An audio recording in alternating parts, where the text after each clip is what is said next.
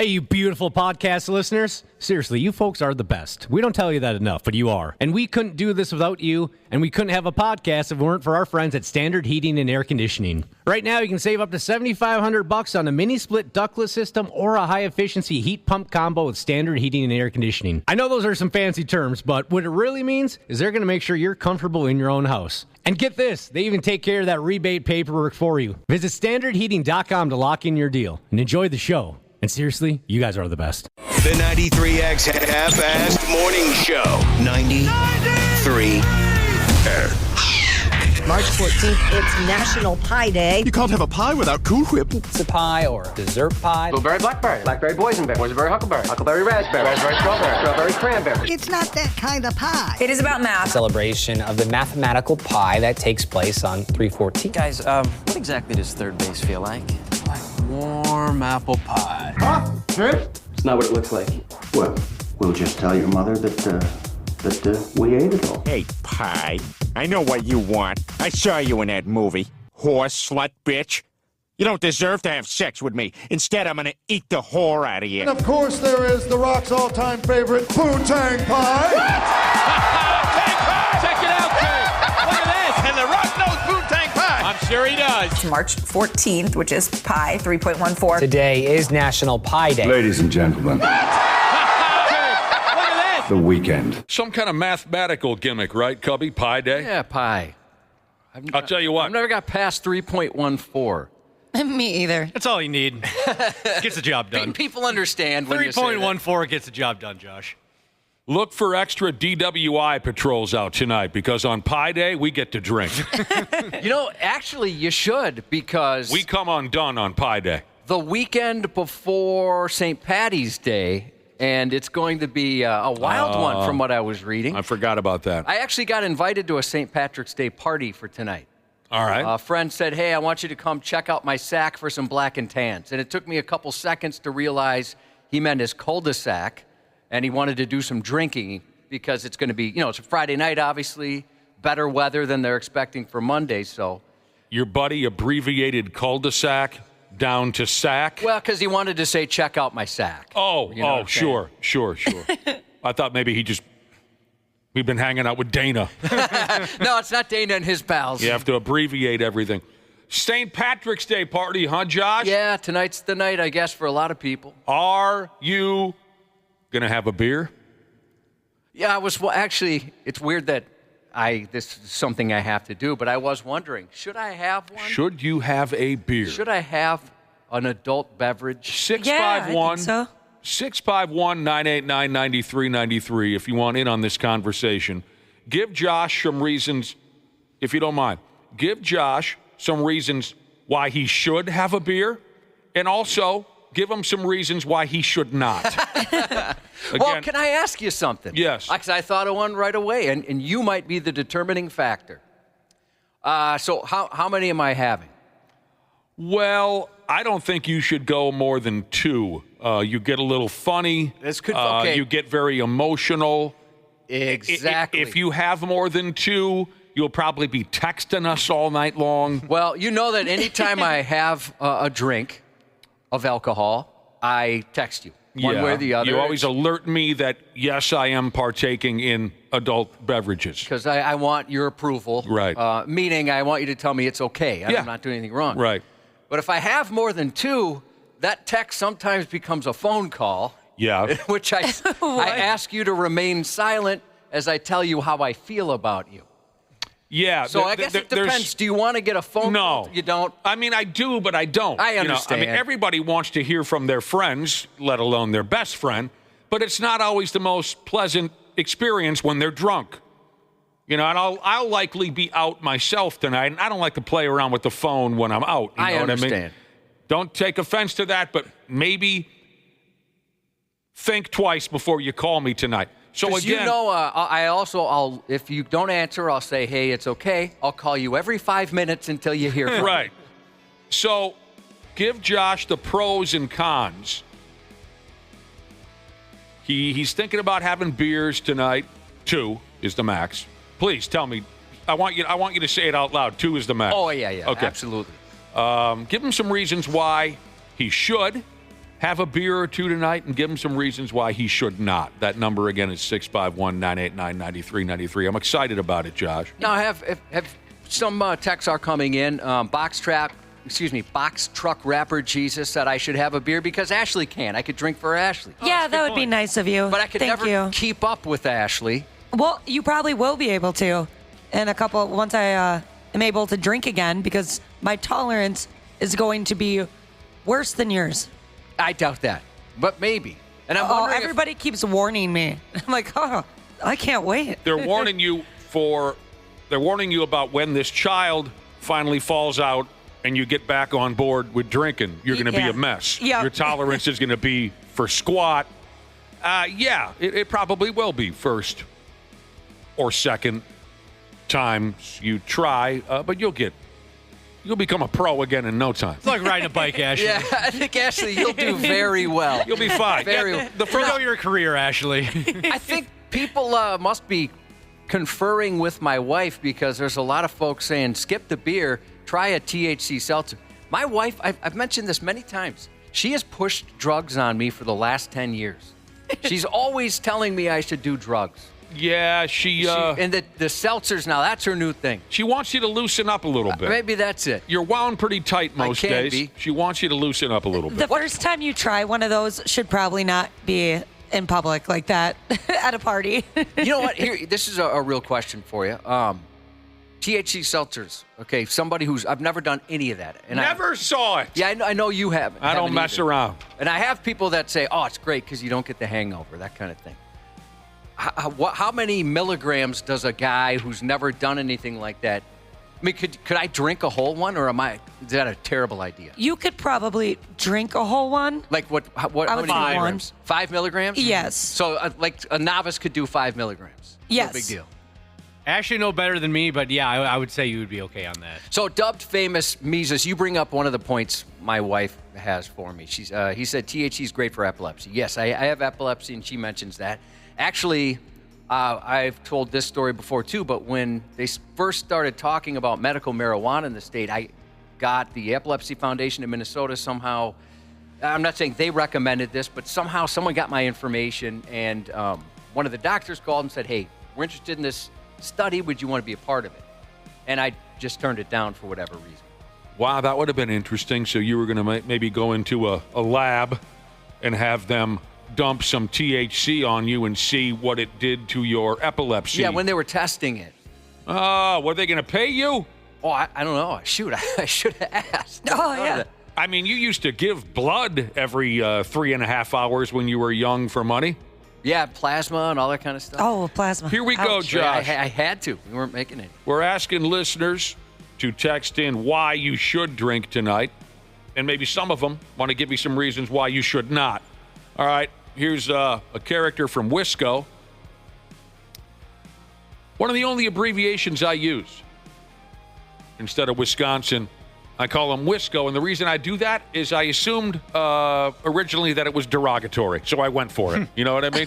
By the way, someone who hangs out with Dana texted in and said, I was wasting my time earlier when I said beverages when I could have just said bevies. I do like bevies. A total waste of time. So sorry, people are telling me 5 milligrams for my first time is way too much. I think it all depends on the person. You could say 5,005 and I wouldn't know what we're talking about. I know zero about marijuana in any of its forms. So I think the seltzers are different than if you were to just take a gummy, though. I believe they have. Are those just straight THC or are those like CBD? I'm not exactly sure. I don't know. Because that matters. Whenever anyone says THC, quickly followed by CBD, the way you just did, Ashley, it takes me back to Boys to Men, ABC, BBD. That's the first thing I thought of too. Yep. You folks from the early 90s know what I'm talking about.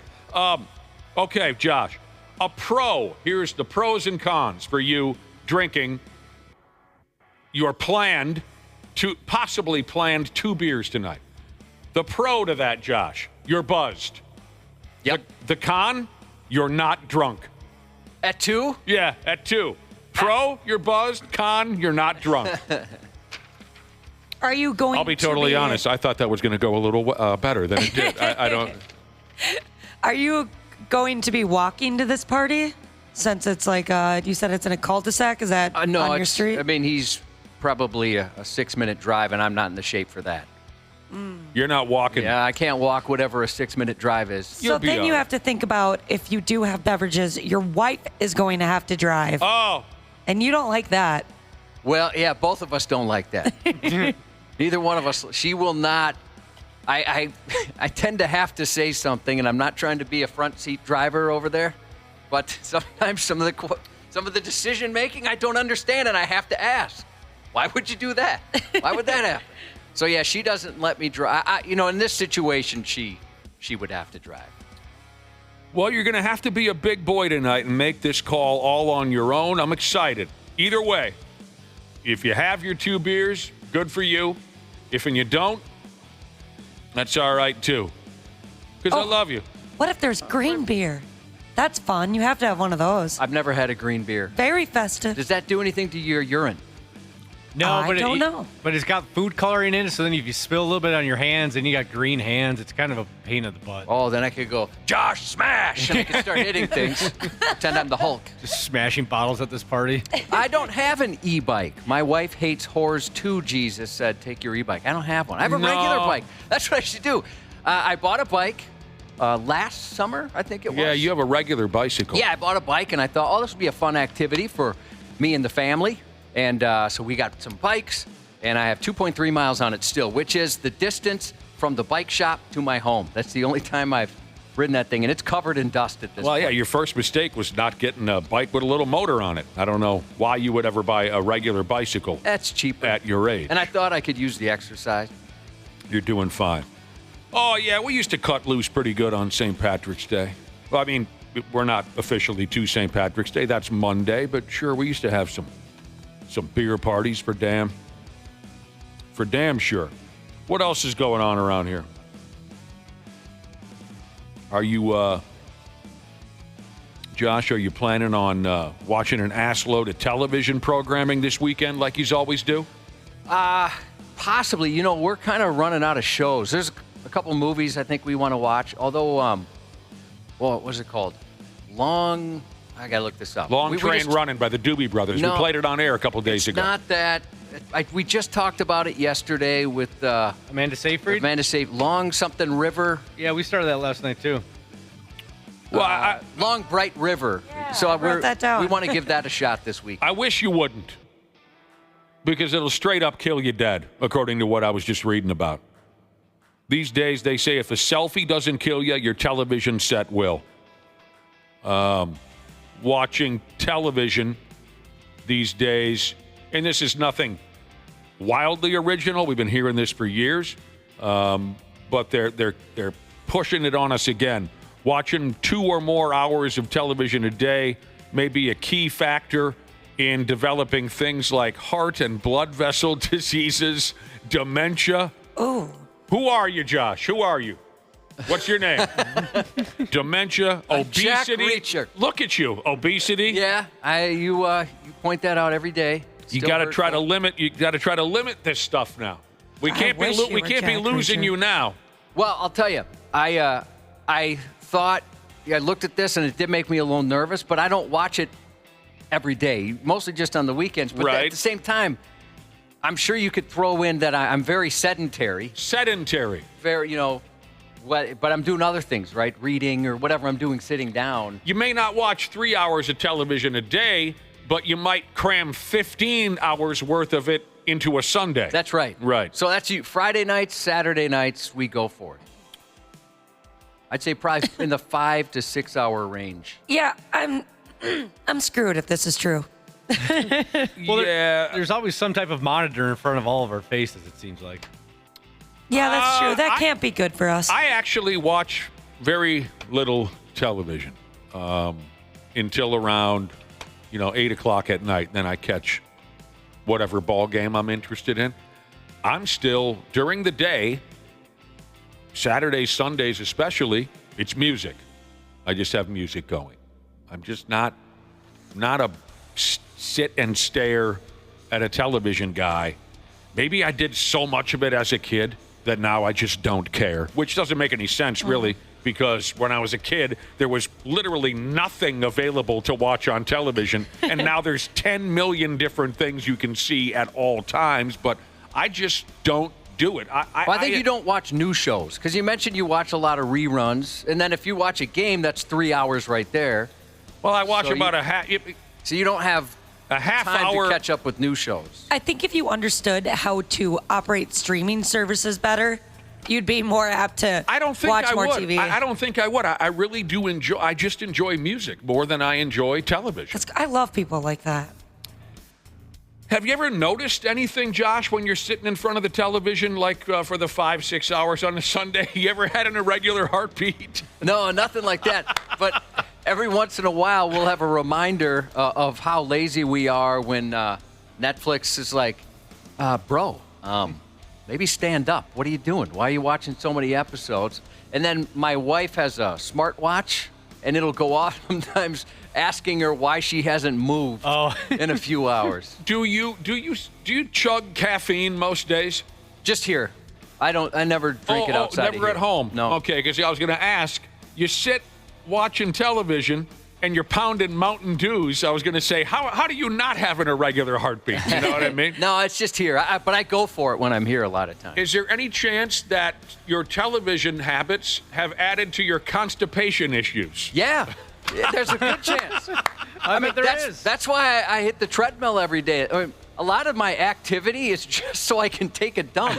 I mean, drinking water and stuff like that, it's not based on trying to be overall healthy or to look good or anything. I just want to poop. That's it. Is it possible that your calves, everybody knows that your calves are yoked, right? Is it possible that your calves are the way they are because of some blood clotting? Yeah, it's just swollen from the blood down there. One of the most freaky, bizarre things that's ever happened to me was when I was on my first honeymoon in stupid, overrated, filthy, disgusting Honolulu, Hawaii.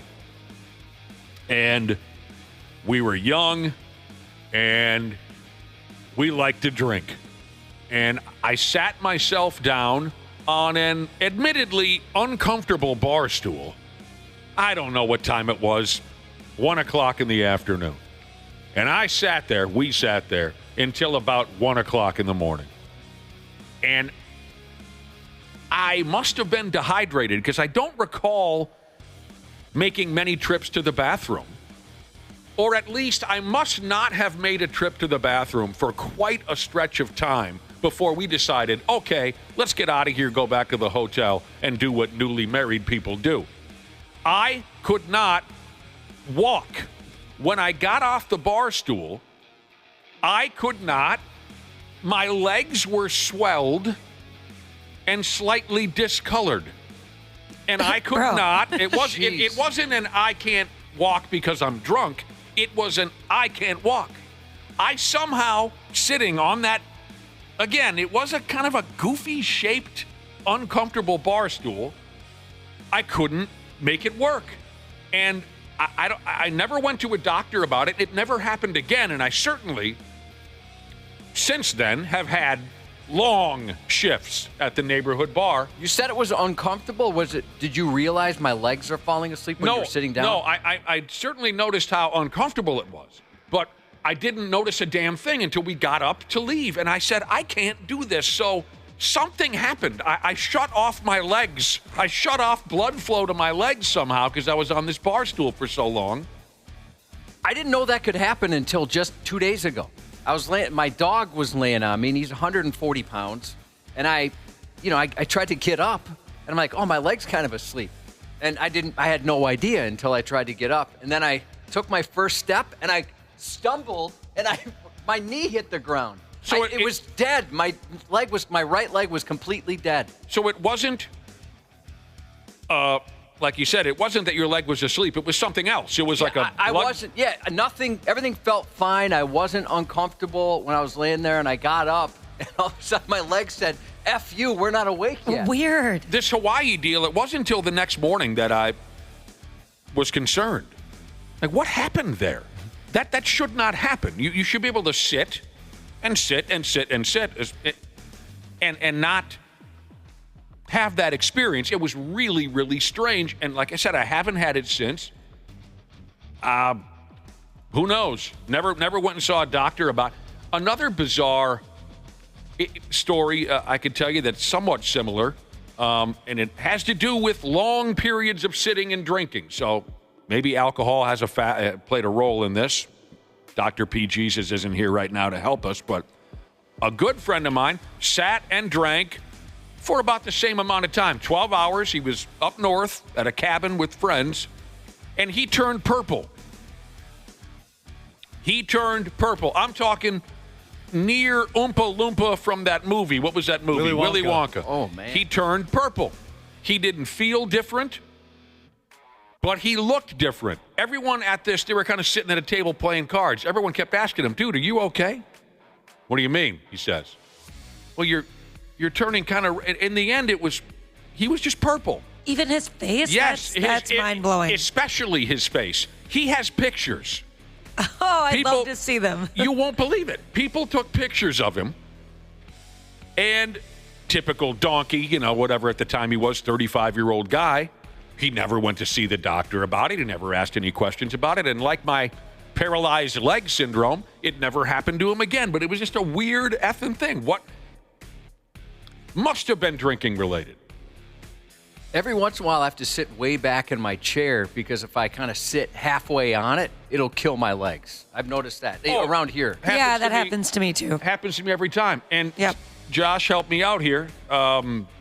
Even if you can't relate, even if you don't have a similar story, maybe agree to this anyway so I don't feel funny about it. My nuts go numb. Okay. What? Yep. That's what I was going to say instead of legs, but I was afraid to get made fun of. Yes. Now, you're not just playing along to make me feel bad. I swear that's exactly what I meant when I said legs. Yeah. Because my legs, too, but the nuts go completely numb. Ass cheeks, too? No, not my ass cheeks. Okay, if I sit on the edge of my seat sometimes. I'm doing it right now. Because I'm just anticipating what's going to happen on the show. Right. So I'll sit on the edge of my seat, and all of a sudden I'll realize I can't feel my nuts. Yep. What in the world? And they go numb, and it's uncomfortable. For me, it's ass cheeks and nuts. No sensation down there whatsoever. We do have a lot in common. Dana, did you say that happens to you, too? Yep, absolutely. I guess I'm like you guys, or like you, Nick. I kind of just ignore when things start to go numb. Like I've had a problem for, as long as I can remember, if I walk for a long time, like part of my feet go numb, and then for some reason, like my core is numb, and I have no idea. I'm probably never gonna ask the doctor about it, but maybe it's because. Maybe you're like me. I don't really want to know if something is wrong. Well, sure, you avoid the problem. Yeah. That's a part of being a grown-up now. Yeah, I mean, if it eventually gets better that day, then who cares? Ladies are texting in saying their vaginas go numb when they sit a certain way. I've never had that happen. Never had a vagina go numb on you? Maybe I just haven't noticed. Okay, you would think you would notice if your vagina went numb. I'm not really aware of how it feels at all times, I guess. Like you guys would be with your balls. You lose track of it? There are girls texting in. There are plenty of guys texting in saying, yes, my nuts go. But girls have texted in saying their vaginas will go numb if they sit for too long in a certain position. Oh, that sounds not fun. I'm emotionally numb. You with me? Oh, we were all agreeing on so many things. No, we are. We're all emotionally numb. Yeah. You're not the only one. All right. And you know what's funny? There's people texting and saying, thanks for this conversation. Now I'm normal. They were worried about the nuts thing. Yeah, that happens. That almost every day that happens. Yeah, me too. What?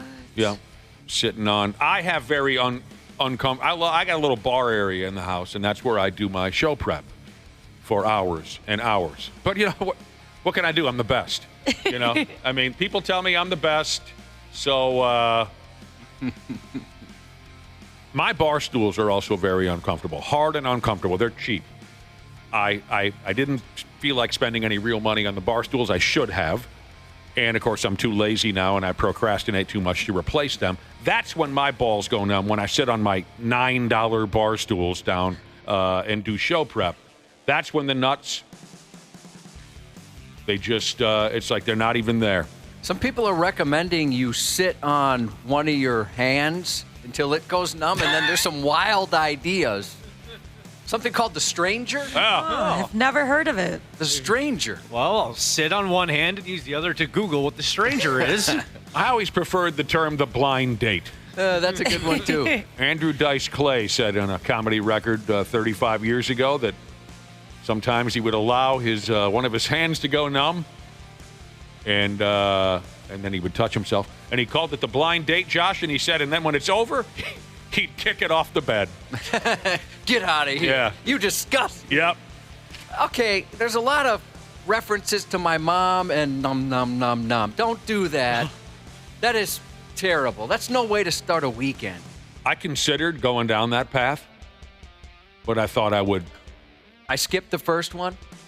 By the 8th, I thought we need to address this because you are misbehaving out there. Yeah. Oh, You're misbehaving, and shame on you. We might as well get her started for Real Skis here. We got Randy Shaver and Brad Ryder going to stop on by. Oh, we'll make it a hell of an operation, or at least we'll try our damnedest to do so. We'll be back in a couple minutes here on the what do we call this program? The 93X Half-Ass Morning Show. The 93X Half-Ass Morning Show. Hey, you beautiful podcast listeners. Seriously, you folks are the best. We don't tell you that enough, but you are. And we couldn't do this without you, and we couldn't have a podcast if it weren't for our friends at Standard Heating and Air Conditioning. Right now, you can save up to $7,500 on a mini-split ductless system or a high-efficiency heat pump combo with Standard Heating and Air Conditioning. I know those are some fancy terms, but what it really means is they're going to make sure you're comfortable in your own house. And get this, they even take care of that rebate paperwork for you. Visit StandardHeating.com to lock in your deal and enjoy the show. And seriously, you guys are the best. Michael Rosenbaum and his Smallville co-stars take you behind the scenes of one of the greatest shows of all time. Talkville. I just had a flashback. Tom Welling's here. We're going to do a podcast throughout the year. We've got a lot of season ahead of us. It's big talk. This is good fan stuff. Yeah, there was some good stuff. If you're watching the show, this is good stuff. Yeah. On Smallville. Yeah. They made it like this is the first time they've seen the guy ball. That's hard. I thought it was pretty dark. It's Talkville. We're pumped. The Smallville Rewatch Podcast. You got to be a part of it. Follow and listen on your favorite platform. Stupid news on the Half-Assed Morning Show. Trying to put my headphones on. They got caught up in my hat. You know, oftentimes you run into problems with your headphones. It's a battle. It's a friggin' battle. I've seen some things that I don't even know how it happens. Get the cord caught in my teeth. Yeah, that was one of the worst ever. Cops had to come. Earlier on, we were talking about our beautiful bodies. We were. Josh and I. We both get a case of numb nuts when we sit too long in a certain position. It happens. It's a real thing. Numb nuts. Now, Josh, do you want to know why that happens to us? Because luckily, we have a very well-spoken and obviously educated listener who can explain it to us. Yeah, I'd love some help figuring this out. Here we go. Your nuts are going numb, they say, because there's a vein that runs down your chode. Well, this is obviously a doctor. Yeah, I would say this probably happens daily. Pretty much every day. And then when I realize it, I do panic for a second, think, oh no, what have I done? I am so excited to ask my fiance about this. Well, text him. I love learning things about, your guys' penises on air, so then I can question him about it as well. We're glad you have a good time with it. Yeah, I feel like we're helping you two become closer as a couple. Yeah, and I mentioned earlier, people had texted in and said, I thank you for talking about this. I thought I was the only one. Like Local 34 Jesus, who said, I thought I was the only numb nuts, according to my dad. Right. Now, Josh, you know who else has problems with that vein and their chode? Folks who ride bicycles. Oh, yes. Oh, I bet. I mentioned this before when my wife and I were struggling with infertility. The infertility doctor said, at the time I was riding motorcycles, and he said, you got to knock that off. It affects the nards. He said your chode could be affected. Yeah. they're always talking like that. Physicians. A doctor should not say the word chode. Professional. I don't even know what a chode is, but I've heard it. I think Beavis and Butthead first said it out. I don't know what it is. I've been called a chode by my cousin. And apparently there's a fat vein that runs. So is that why you sold your motorized that was a big motorcycle? That was a big reason for it, yeah. Because it was affecting your sperm? And to help pay for the treatments and whatnot. Oh. All right. Also, something we discussed earlier. Josh has agreed. I don't think anything's in writing, but he's agreed to attend a St. Patrick's Day party this weekend. So the question was thrown to our listening audience. Should Josh have a beer or should he not? Not a regular drinker. Straighter than a Grizzlies D. Should Josh have a beer or not at the Porty, as they say it in radio? Porty. Why do some people say that? I don't know why. We're putting a governor on him. We said, I'm ordering you, Josh, as your best friend and spiritual leader. We're putting a governor on it. No more than 2. Yeah, and that's good for everyone in my phone contact list.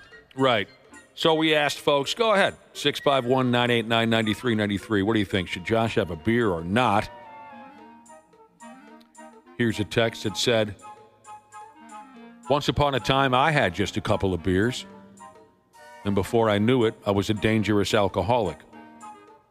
So if you and Josh are cool with him throwing his life away, then go for it. Oh, wow. What, does he work for the DARE program? Now I feel like a chode. Oh, don't feel like a chode. I don't want to disrespect this person. You are not a chode. They gave some great advice and a warning. It got kind of dark. It did. There's a lot of that in my family, which has kind of kept me away from it. So many bad examples. That's a big reason why I know my personality. If I like something, I go for it. So. Yeah, I could tell you stories. I've seen you like something and go for it. I've seen it firsthand. Why don't you have an Irish car bomb, according to a couple of listeners? Oh, yum. Okay, is that... No idea.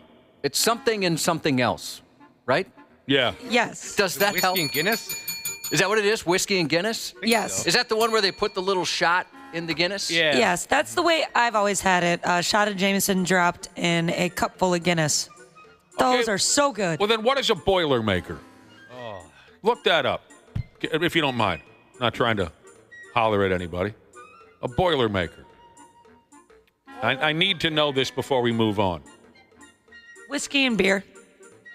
Do you have a picture of it? Is it a big glass of beer and then whiskey poured into it? A shot at the bottom of the glass? So it's just like a Irish car bomb would be. So you get like half a glass of beer and then a shot glass full of whiskey. Drop the shot glass in the beer and chug. Okay. What if I swallow the shot glass? Oh, that could be a problem. Oh my gosh. You won't swallow the shot glass. You have your trachea, Josh, is just as narrow as your urethra. Yeah, it is. And it's a shame that I can't gleek. Yeah, I mean, with this, I would think that'd be an advantage. The reason I asked about the Boilermaker is I've spent a lot of time in bars in my life. The roughest looking drink I've ever seen was a Boilermaker. Just watching it made and then watching the individual drink it, it just looked like a miserable experience to me. I love them. It looked so rough. They get you there. But That's I don't. for sure. But the dude didn't chug it, and I don't remember there being a shot glass. I mean, maybe it depends on the bar how they make it. But I just watched this sumbitch casually drinking a Boilermaker, and I thought, ooh, does that look tough? I would look at that dude a little weird. What's he got going on in his life? It'll put hair on your chest, that's for sure. I know, Nick, that both of us, Irish Catholic families, St. Patrick's Day was kind of a big deal at our house. And yes, unfortunately it was. My dad would make Reubens, and he would drink the green beer and the Guinness and stuff like that. And my mom, once a year, at a barbecue, she'll have half a Bartles and James. Oh.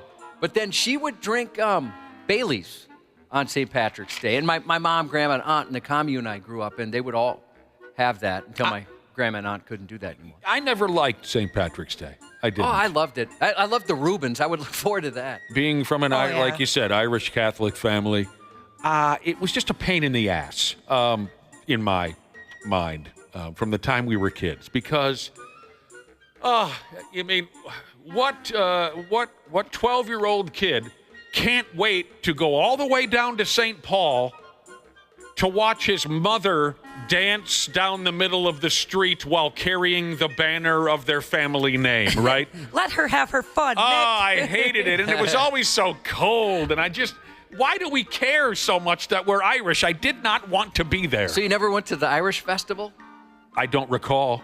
So I've gone to a few of those. And like a lot of times the station would go out there. I've enjoyed that. They get the dogs. Okay, I don't have any memories. At St. Patrick's Day, we always had to get up early and go to St. Paul or Belle Plaine. And we did dancing down the street with a boombox playing some dopey song. I never enjoyed it. You know, I feel a real connection with the brother and sisterhood. Always, always. And then sometimes things like this happen. Somebody texts and recommends I try the cement mixer. Oh. I'm not falling for that again. No. I did fall for that. That's the first shot I ever had. And the bartender said, hey, happy 21st birthday. I got something special for you, pal. Yeah. A cement mixer. And I thought, wow, look how regal I am. Right. I'm going to have a fancy shot on my 21st birthday. Not cool, dude. Yeah, I thought maybe your buddies had set you up, but the bartender's the one that did you dirty like that. Oh, you know what? I never considered that. Yeah. Oh, no. You just threw in a conspiracy theory that I never considered. Mentally drunk, but not physically drunk, Jesus, said that he was doing some Irish car bombs with a girl. They were racing, and the shot glass came down in the glass and knocked out her 2 front teeth. I've seen that happen. Have you really? Oh, no. Man. Because it kind of like sticks, and you're kind of trying to get all the last drops, and all of a sudden the shot glass just comes firing right down on your teeth. Oh, that'll sober you up. High velocity shot glass to the yapper. Did she end up swallowing her teeth? He doesn't say, but he did say that he won. Now, this person said, your mom only had half of Bartles and James. Which half? Was it Bartles or was it James? Bastards. That's good. You know, sometimes you can see him coming. Yeah. That one blindsided me. That was good. Yeah, you know, Josh, talking about your 21st birthday, and we all remember the game, right? Whoever turned 21, you bomb them with drinks until they're sick as a dog. Never understood it. Never understood the fun in doing that to someone or being the victim of such a thing. My brother and I my twin brother, we really pissed off our friend group. When my brother and I turned 21, there we are, pretty decent pack of us at the party house. We're going to go out to the bars for the very first time as legal drinkers, right? And my brother and I just said, hey, look, we looked right at our buddies and said, no shots. And we took all the wind out of their sails. I did the same thing, Nick. What are you talking about, no shots? And we said, buy all the shots you want. You can shove them up your ass. We're not drinking shots. We want to have a good time. We want to be out until 2, 3 in the morning. We don't want to be crawling around the floor like idiots, throwing up all over the place. And the reason our friends were so mad at us is because they didn't have the balls to say it when they turned 21. So I was the opposite. I wanted all the shots. I wanted to try everything. Give me whatever you got. Well, you were brand new to it. Yeah, brand new. Yeah. But you didn't mean not to, Jesus. You know how sometimes like there's a phrase or something, a word that you've heard so many times, you've said so many times, you don't necessarily think of the impact, right? Mm-hmm. He said he went to an Irish bar once, and a full-on Irish bar. In Ireland? Yep. Well, I guess I shouldn't say that. Oh, okay. He said it was an Irish bar. I didn't think about it. I ordered an Irish car bomb, and I swear 2 people from the IRA looked out from the kitchen when the bartender said, we don't do that here, and this might not be the right bar for you. I've heard those stories before that you don't want to be saying that out loud. I'm glad to know. I've heard it and said it so many times, I never considered it could be offensive. Right. I got my fiance to order that when he went to Ireland with his mom and dad, and they had the same vibe. Oh, really? They also were like, okay, clearly American. Those aren't a thing over here. What are we talking about?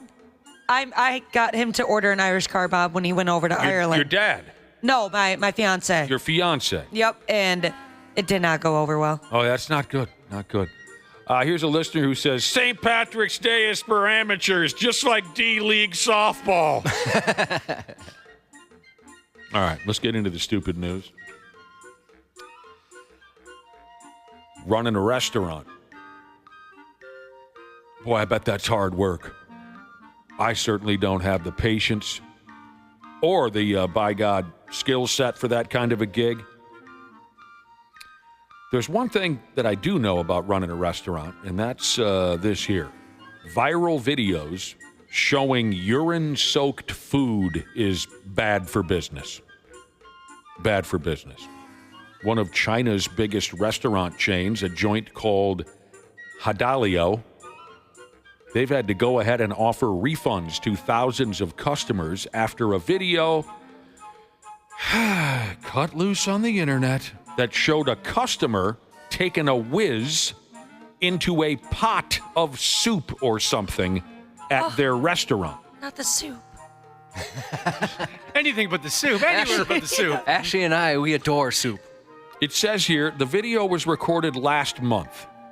A couple young-looking fellas are standing on a table at one of these Hadalio restaurants, and they're unleashing squeege into a vat of boiling broth, soup, something like that. Locals are angry about this. Pissed, you might say. The folks at Hadalio confirmed that this did happen, and they said they're extremely sorry and they're going to pursue legal action against the guys with the piss. So here's the deal. In the early hours of February 24th, two disgusting clowns upped and urinated into something called a hot pot there at the restaurant. What isn't clear to me is this vat that they hauled off and took a leak into.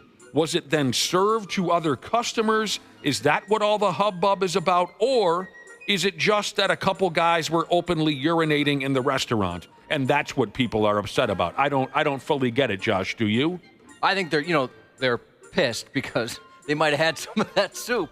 Can you imagine? Well, so they were urinating into a pot that was then served to others? Well, that's my assumption. They were doing it right into the pot, or the pot was used to make soup, certainly. Yeah, they don't make that very clear.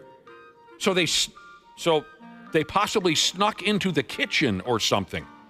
I remember, like when I worked at restaurants, they were really, really, really picky about making sure the pots or strainers or whatever it was were very, very clean, and also where you put them.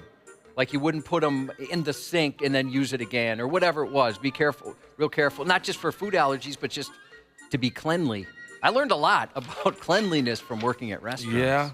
So this joint in China said they would offer a refund to any customers who ate at the joint from the date of the pee incident, which was February 24th, all the way until March 8th. That's a lot of people. Two 17-year-olds.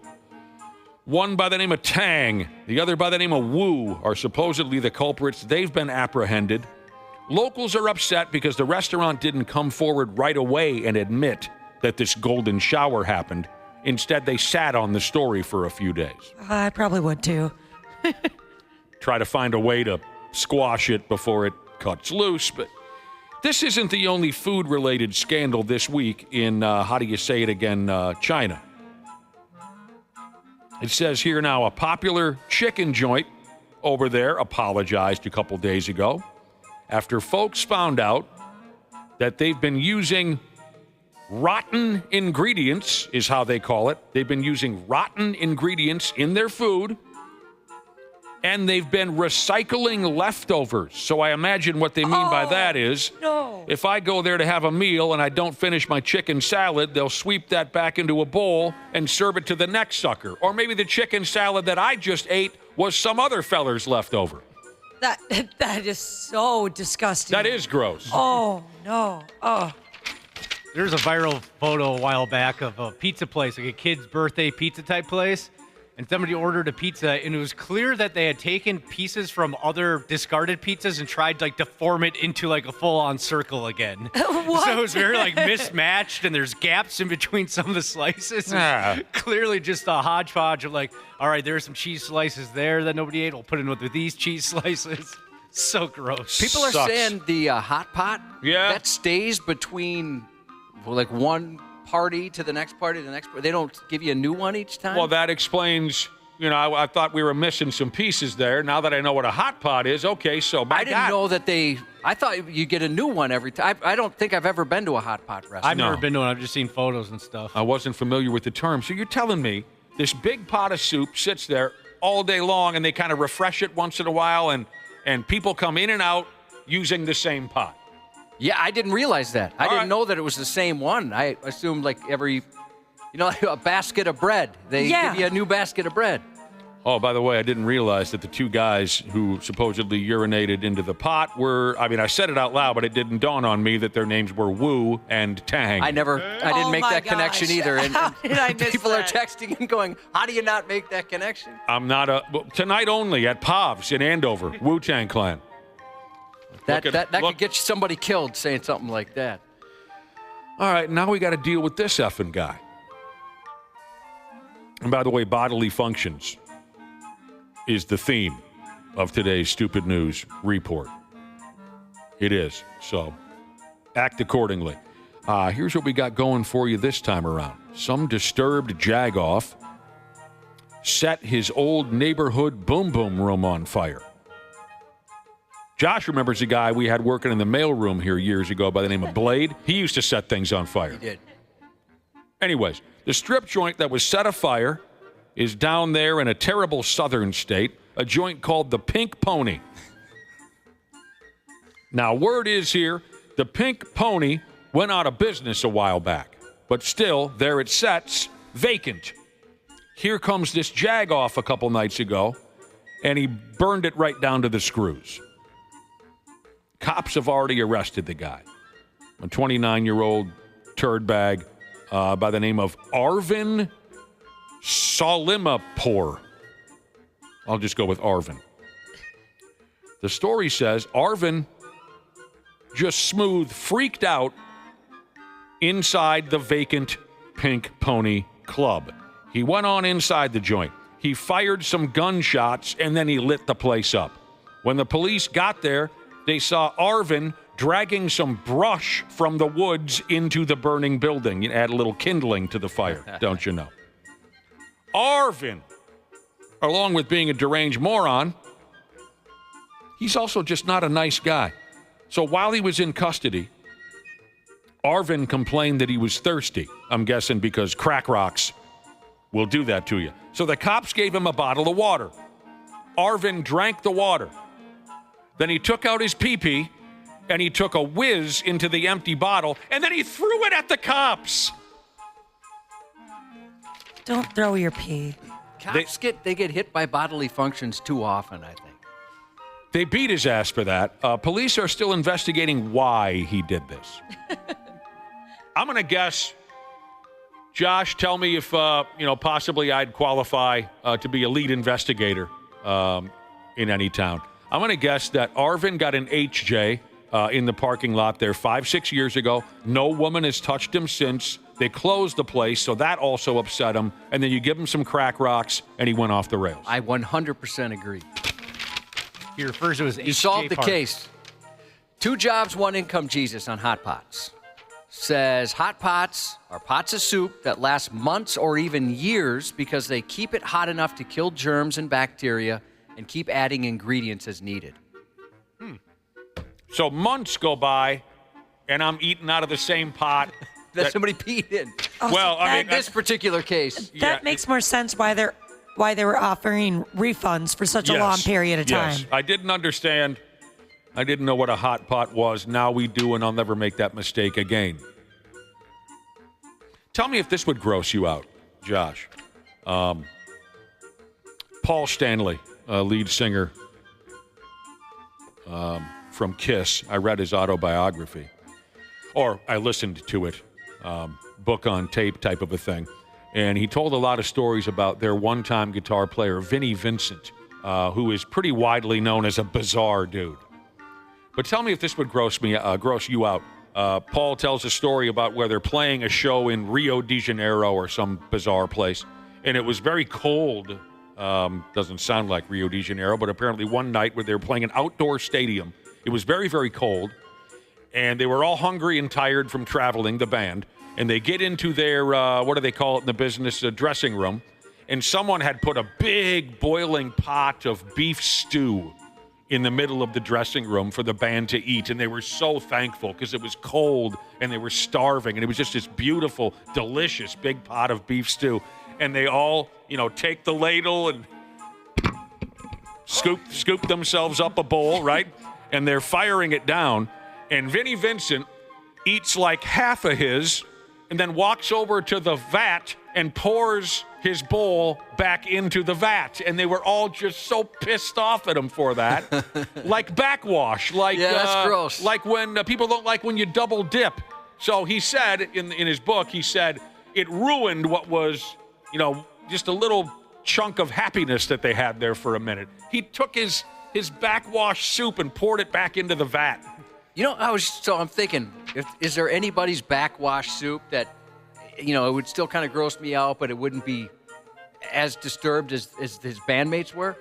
For whatever reason, my kids, I could do it, but my wife, I couldn't. Really? Everybody else, yeah. No, wait. I have definitely done that before, and so has my fiance. We don't really mind. Oh, I'm not poured giving... it back? Yeah, but, I mean... What'd you do exactly? We swap spit, so it doesn't really matter. Yeah, but same with me. What did you do? Wife. You poured like leftover soup that you were spooning into your mouth back into the pot of soup? Yeah, I've been like, oh, yeah, I don't want any more. I took way too much, and he's like, I'll just put it back in. I'm like, all right, no, cool. I'm not giving anybody that.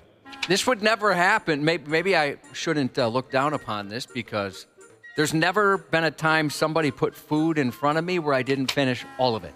I'm in the Clean Plate Club, and I have been since I was a little kid. Never once? Almost. No, I can't. If I wasn't feeling well, maybe. The mayor of the Clean Plate Club. And like at a restaurant, if they give you a huge portion, I assume, well, they know better than me, so I must eat all of this. Josh.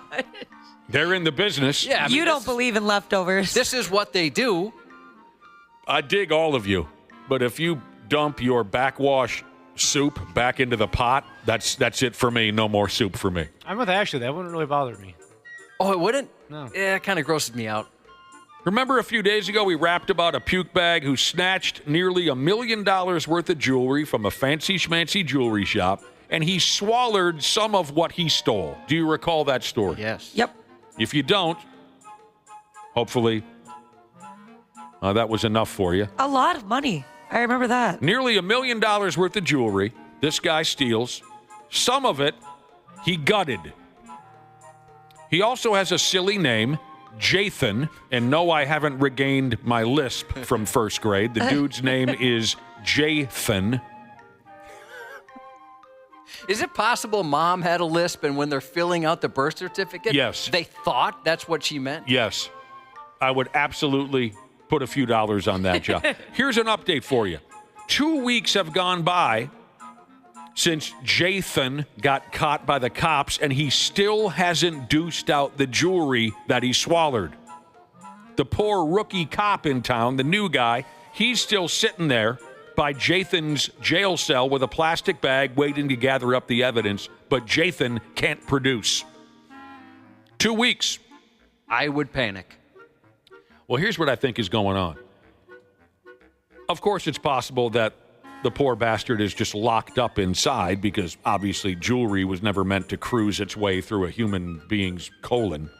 I think Jathan is pinching it best he can, knowing as soon as those turds drop, there will be more evidence stacked against him. Stacked, pun intended. You know what I'm saying? Possible. 6 days is my record. No stool for me for 6 days. That was when I was hospitalized. Oh my gosh, that sounds terrible. I'd be scared they'd have to operate or something at that point. You know, when you get, I don't know what that was never how blocked up you can get before they decide, well, we got to go in and get that. 6 days I was hospitalized for a collapsed lung in the summer of 1986, and I never made a 2 because I simply did not want, this is back when I had self-control, I did not want to use the bedpan. I just said, I'm not doing that. I would urinate in the potty bottle, but I just said, I'm not pooping into a bedpan and having someone come clean it up. I'm not doing it.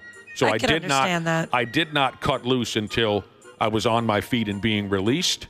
And let me tell you, it was not pretty. I was just going to ask, was it a sweet relief or was it just painful? It was it was great relief. I remember it like it was yesterday because they get me on my feet. I hadn't gotten out of bed for 6 days, so it was a challenge just to get me on my feet. And I said, first things first, I got to go over to the bathroom. And I did. Tiny little hospital room, you know how the setup is. Went into the bathroom. My dad was the only other person in the room. And when I unleashed the fury, is how you say it, I could hear my dad through the door. He just said this. Son of a bitch. Glad you guys got to have that bonding moment together. I'll tell you what the cops need to do if they want this evidence out of Jathan. Give him a cheap case of beer, a pizza with everything on it, and then the next morning, hand him a can of chewing tobacco. No mere mortal can avoid giving way with that mix right there. Cheap beer and pizza the night before, fresh out of bed the next morning, give him a big pinch of Kodiak. Well, and you've told us before that if you want to go quickly, you got the grapefruit juice and the hot Cheetos. I always forget. It was chili cheese Fritos. And grapefruit juice the morning after drinking gallons of Busch Light from a keg. Oh, dude, every time you tell that story, though, it sounds like such a good combination. It was the worst decision I've ever made in my life. It was the most painful, desperate, awful experience of my life. But you might be able to say you're the only person on planet Earth that bought those two products together at the same time. For a hangover cure. Yeah. Yes. I was starving and thirsty, hungover to beat hell. Why? I could live to be 1,000 and never explain why I chose that combination. Oh my God! It does sound good. Yeah. I kind of want to try. I want to roll the dice. I don't. Should we start the show off tomorrow by trying it? See what happens. How long did it take? We're gonna play the next day. We're gonna play a lot of music, Dana. Josh, it was almost instant. Oh, okay. It was almost instant. We stopped at a gas on our way home from St. Cloud. Stopped at a gas station. I'm hungry and I'm thirsty. I grabbed the chili cheese. Oh, I have a HBO. Oh, are you okay? Yes. That snuck up on you so fast. I lost a tooth. You almost broke your neck. Are you okay, Josh? Usually my own sneezes scare me, but that one scared me. That was scary. Josh is crying.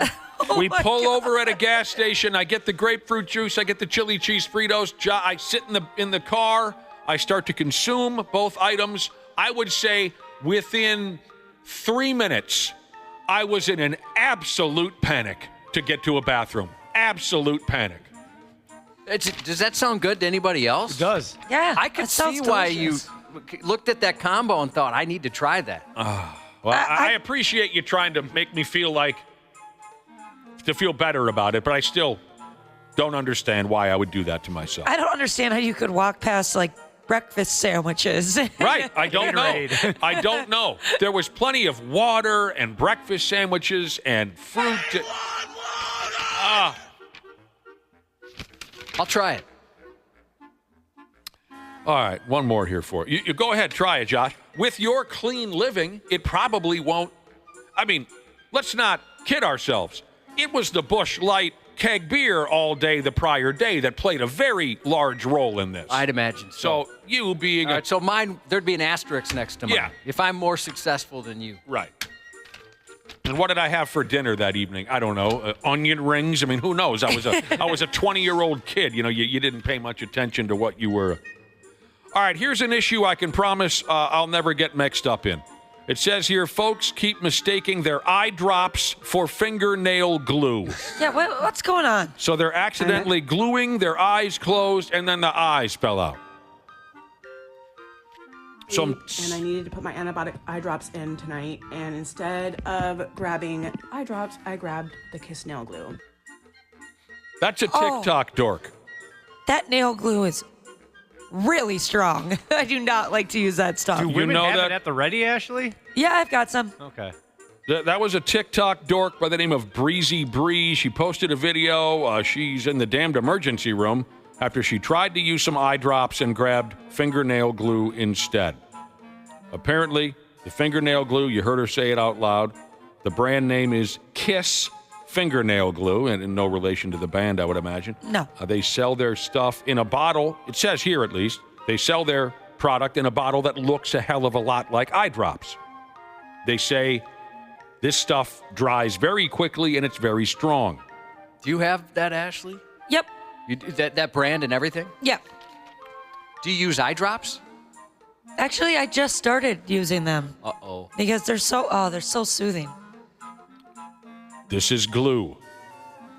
Strong stuff. What movie? 651-989-9393.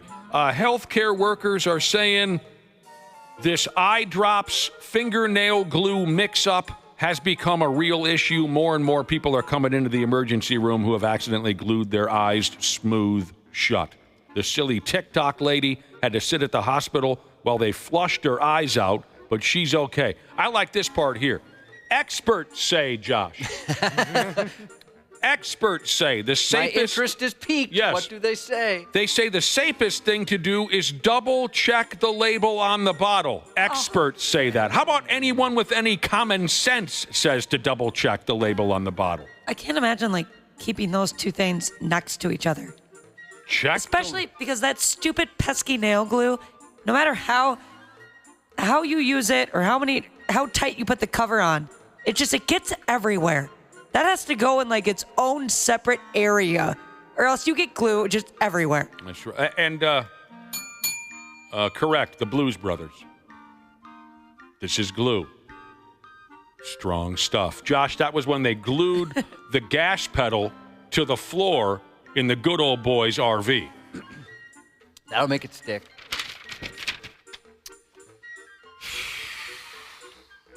Oh, the experts also say if you do suspect that you've dumped something dangerous into your eye sockets, it's best to tear at your eyes with your fingernails as hard as you can and then alert someone as quick as you can by running out into traffic while screaming. Seems like bad advice. Oh, the pain.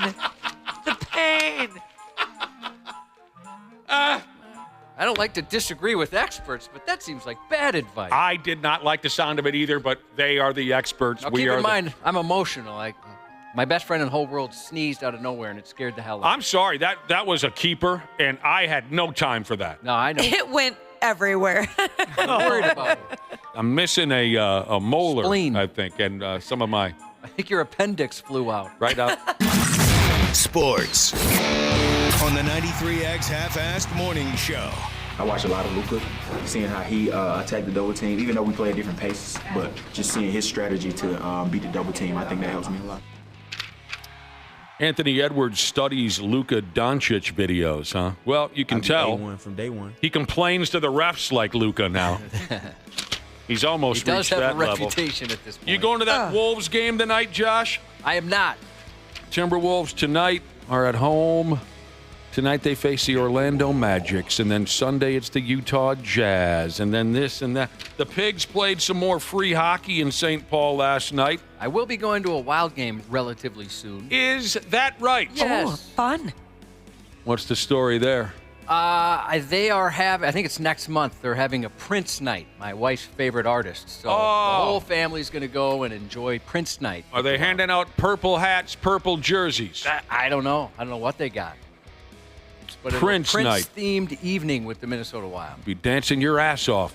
The Pigs lost last night in overtime to the New York Rangers. What are we going to cover a little bit later? Well, everything. When Randy Shaver and Brad Ryder swing by, we'll talk about the damned girls' high school basketball tournament, give you a rundown on who won and who lost in that deal. Plenty to cover. Don't go anywhere.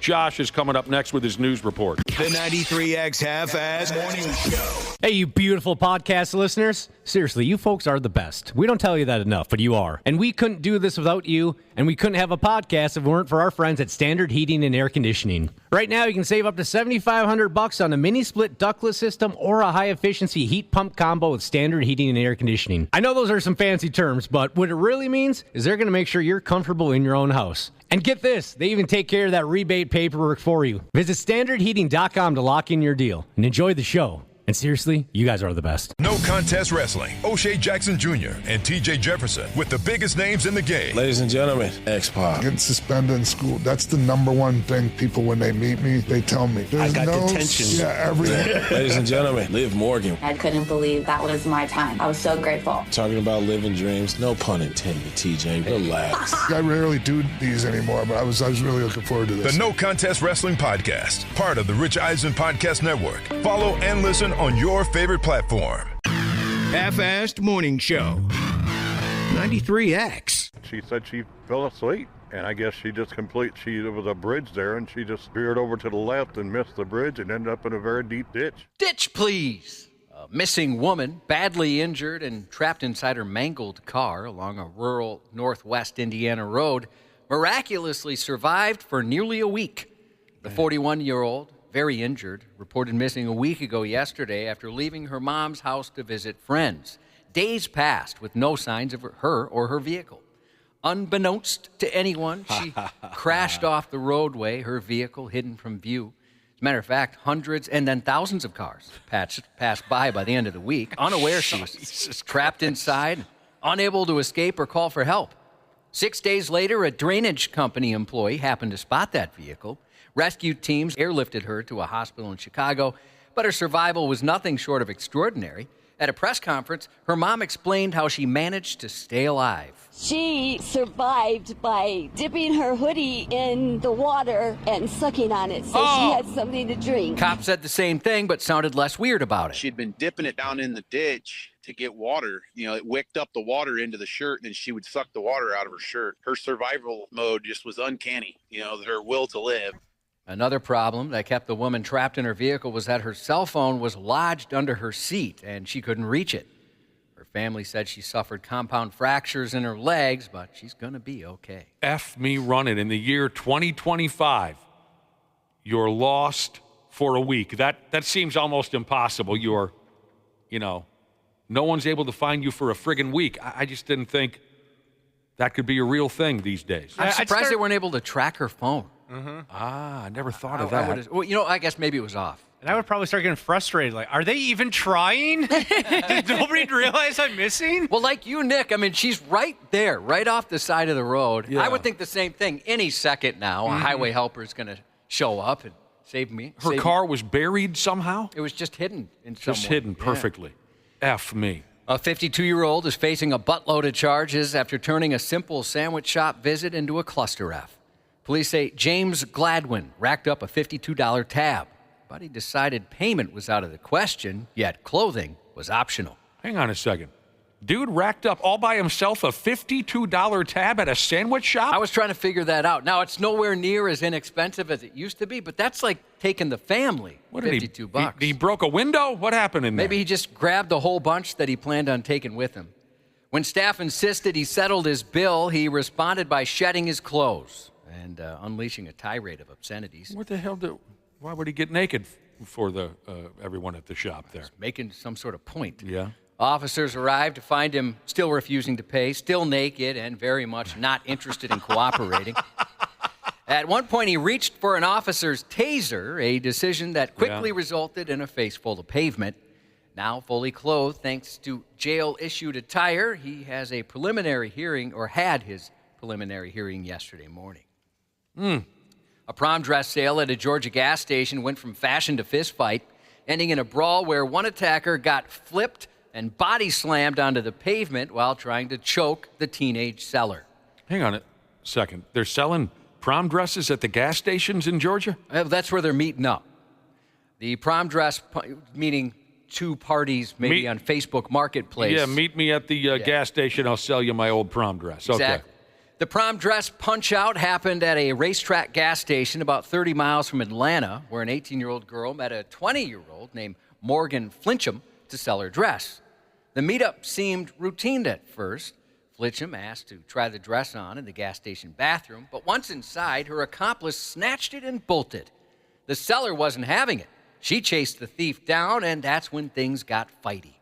The scuffle spilled toward the gas pumps, with the seller's boyfriend jumping in to snatch the dress back. Here we go. But before anyone could declare victory, one of the thieves put the seller in a chokehold from behind.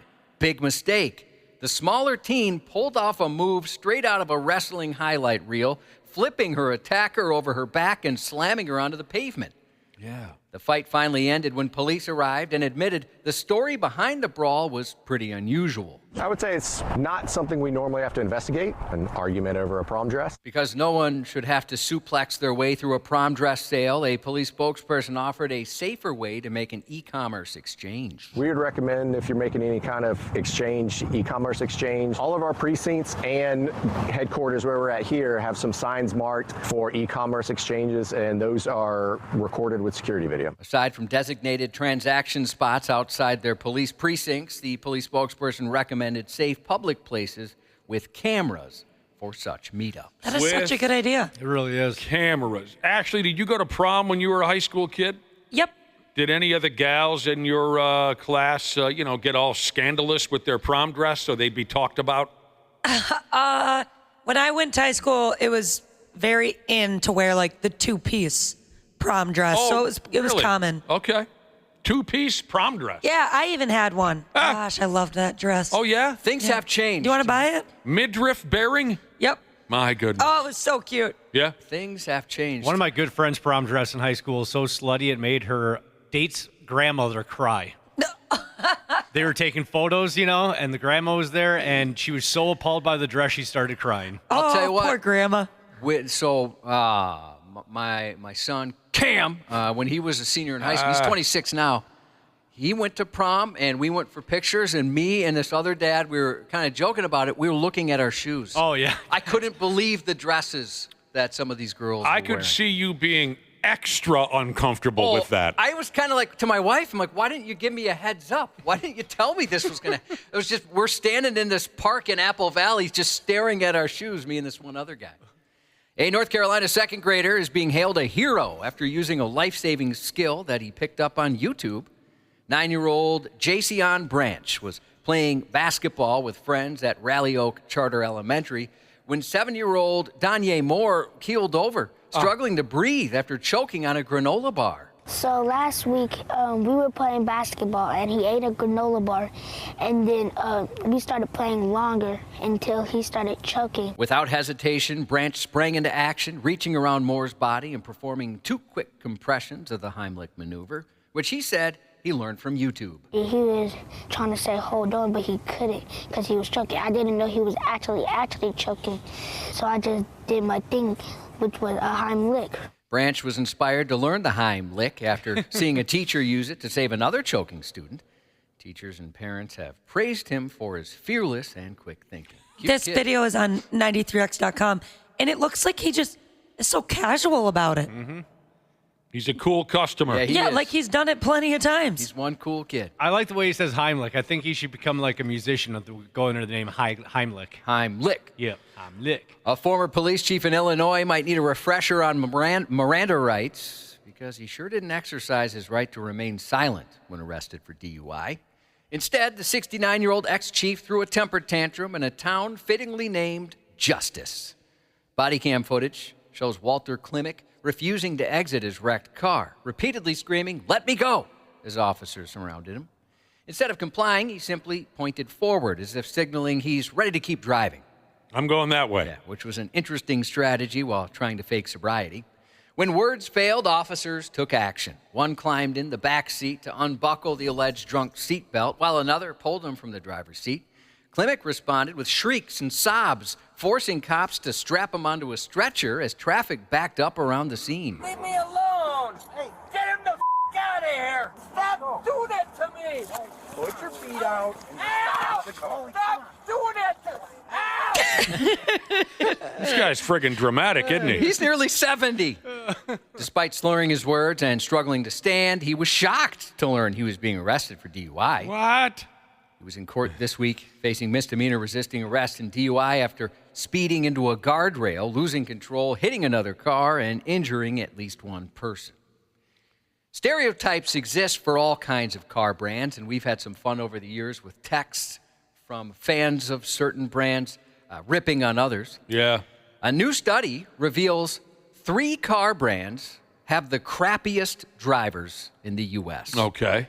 The study, performed by Lending Tree using Quote Wizard data, claims Tesla, Ram, and Subaru drivers are the worst on our roads. Nice, I'm safe. Leading the pack in... Well, no, you're not. Yeah. Yeah, not if you're around one of those, according to the study. Good point. Leading the pack in pure road-related mayhem, Tesla drivers, thanks to their top-tier rankings in accidents, DUI, speeding, and an overall disregard for traffic laws, they said. Next up was Ram, dropping from the worst spot last year, and Subaru came in third. Breaking down the data by state, Ram had the worst drivers in 16 states, including both Dakotas. Well, that's a lot, putting it ahead of Tesla's 9 states. Last year, Ram was actually worse. It was worst in 23 states, so there's been an improvement. Subaru ranked the worst in 6, including Wisconsin. Meanwhile, in Minnesota, Infiniti drivers have earned themselves a special spot on the worst of the worst list, and not just in the state of hockey, but Tennessee as well. Pontiac earned an unenviable ranking for the highest DUI rate. BMW, last year's DUI king, humbly accepted second place this time around, with Tesla rounding out the top 3. Yeah, none of us are safe, Ashley. There's way too many bad drivers out there. Drive defensively. That's what I my try to do. Dad has always told me. I try to do that, just that. I'm a very defensive driver, Cubby. I'm an offensive driver. No, you Very are not. offensive. You're one Very of the, offensive. You are the best I've ever seen. That's too kind of you. Too kind. You're That's very because I'm very offensive. No. In theaters this week, an espionage thriller directed by Steven Soderbergh, starring Michael Fassbender and Cate Blanchett as elite spies entangled in a treason investigation called Black Bag. Also in theaters this week, Novocaine, an action comedy starring the product of Dennis Quaid's sperm meeting Meg Ryan's egg, the boy star Jack Quaid, playing a man with congenital insensitivity to pain who embarks on a mission to rescue his kidnapped girlfriend. And fun for the whole family, Porky Pig and Daffy Duck become Earth's last hope against an alien invasion in the new animated adventure, The Day the Earth Blew Up, a Looney Tunes movie. On the streaming front, the two lifelong friends pose as DEA agents to rob a house, only to have their small-time grift become a life-and-death enterprise in Dope Thief on Apple TV+. On Netflix today, an orphan teen hits the road with a mysterious robot to find her long-lost brother, teaming up with a smuggler and his wisecracking sidekick in The Electric State. The Electric State has a huge cast, including Millie Bobby Brown, Chris Pratt, Stanley Tucci, Jason Alexander, Woody Harrelson, Anthony Mackie, Brian Cox, and is directed by the Russo brothers. For Christ's sake, they're not going to make any money. I know. They're going to have this thing streamed a ton. What the hell? To make $1. Finally, there wasn't one B-list actor. I know. Yeah. Now, let's spend as much money as possible on the cast. And get 2 of the hottest directors to take care of it. We'll take our chances. Finally, now available on Hulu for your streaming pleasure, the comedy special Bill Burr, Drop Dead Years. Oh, nice. 93X presents Deftones with special guest Fantogram, Friday, August 29th at Target Center. It sounds like a good place to get your ass kicked. Yeah, no kidding. I'd be pretty intimidated. I'd only go there with a bodyguard. Yeah. The 93X presale starts today at noon, runs through Sunday at 11:59 p.m. Go to 93x.com, click the concert link, and use the code 93X Deftones. One word, 93X Deftones, to get your tickets early. Tickets go on sale to the public Monday at 10 a.m. You can listen to our Win It Before You Can Buy It weekend for Deftones all weekend on 93X. Shout out to Megan and Jordan going on a little 9-day cruise for their honeymoon. Some sex on the seas. Wild Fan and Vermont Jesus, the president of the Vermont chapter of the Brotherhood, checking in this morning. We appreciate that. Word. Happy birthday to electrical engineer Jesus from your son, electrician Jesus. Happy birthday to the sexy Dialski, I hope I'm pronouncing that correctly, turning 32 Sunday, from your smoking hot wife, Latina Jesus. Geocaching Jesus said, and this is his words, not mine, he wants to wish his wife, he wants to wish his slightly above average wife all kinds of nerdy Jesus a happy 39th, and happy 36 to the smoking hot Joanna from your husband, and that's 93X News. Randy Shaver. You're a creep. What are you doing? What happened to you? On the Half-Assed Morning Show. He'll put up a 3. There it is! Number 4,000. A shot for the ages from a player for the ages. Jesus, Steph Curry hit another three-point basket. Wake me when it's over. Right, Randy Shaver and Brad Ryder? It'll be a while.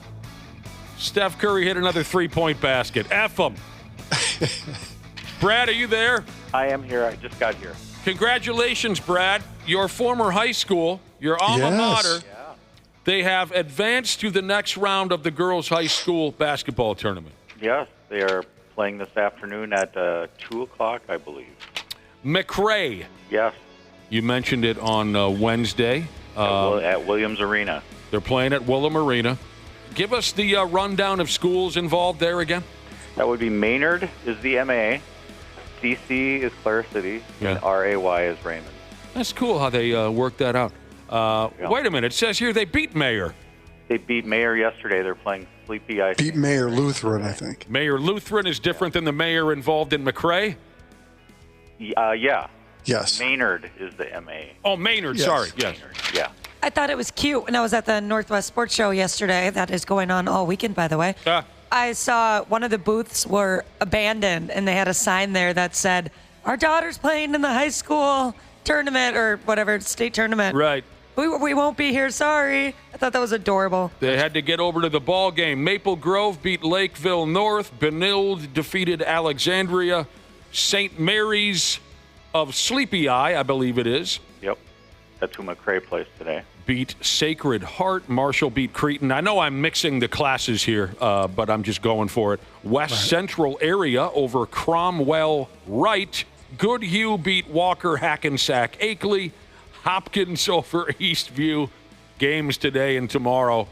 I just realized if McRae wins today at Williams Arena, that's one more win than the Gopher basketball team had at Williams Arena in February.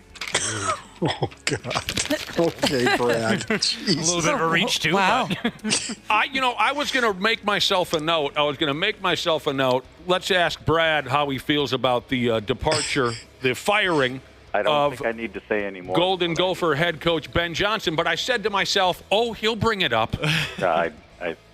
I probably shouldn't have said that, but that's all I have to say. You don't. Why do you have nothing further to say about it? Well, I took a shot, which probably was unwarranted, but. You're excited about the change? Well, I mean, nobody's ever excited about somebody losing their job, but I think it was time. Yeah, okay, I hear you. I'll leave it at that. You always say you're going to leave it at that, but you don't leave it at that. we can always egg you on a little bit more. I've been with you guys long enough now. My wife says the same thing. So you're a sucker. We can get you pretty easily. When I say that at home, she knows more is coming too. Do you have any friends still up in Clara City who maybe have children or at your age now grandchildren playing on the ball club? At my age, have grandchildren playing. I don't think anybody's got grandchildren who are in high school, but I know a lot of these. The last names of these girls, I know their parents. You recognize the names? Their parents are a little bit, yeah. That's pretty cool. Yeah. That's pretty friggin' cool. All right, so college basketball conference tournaments are taking place.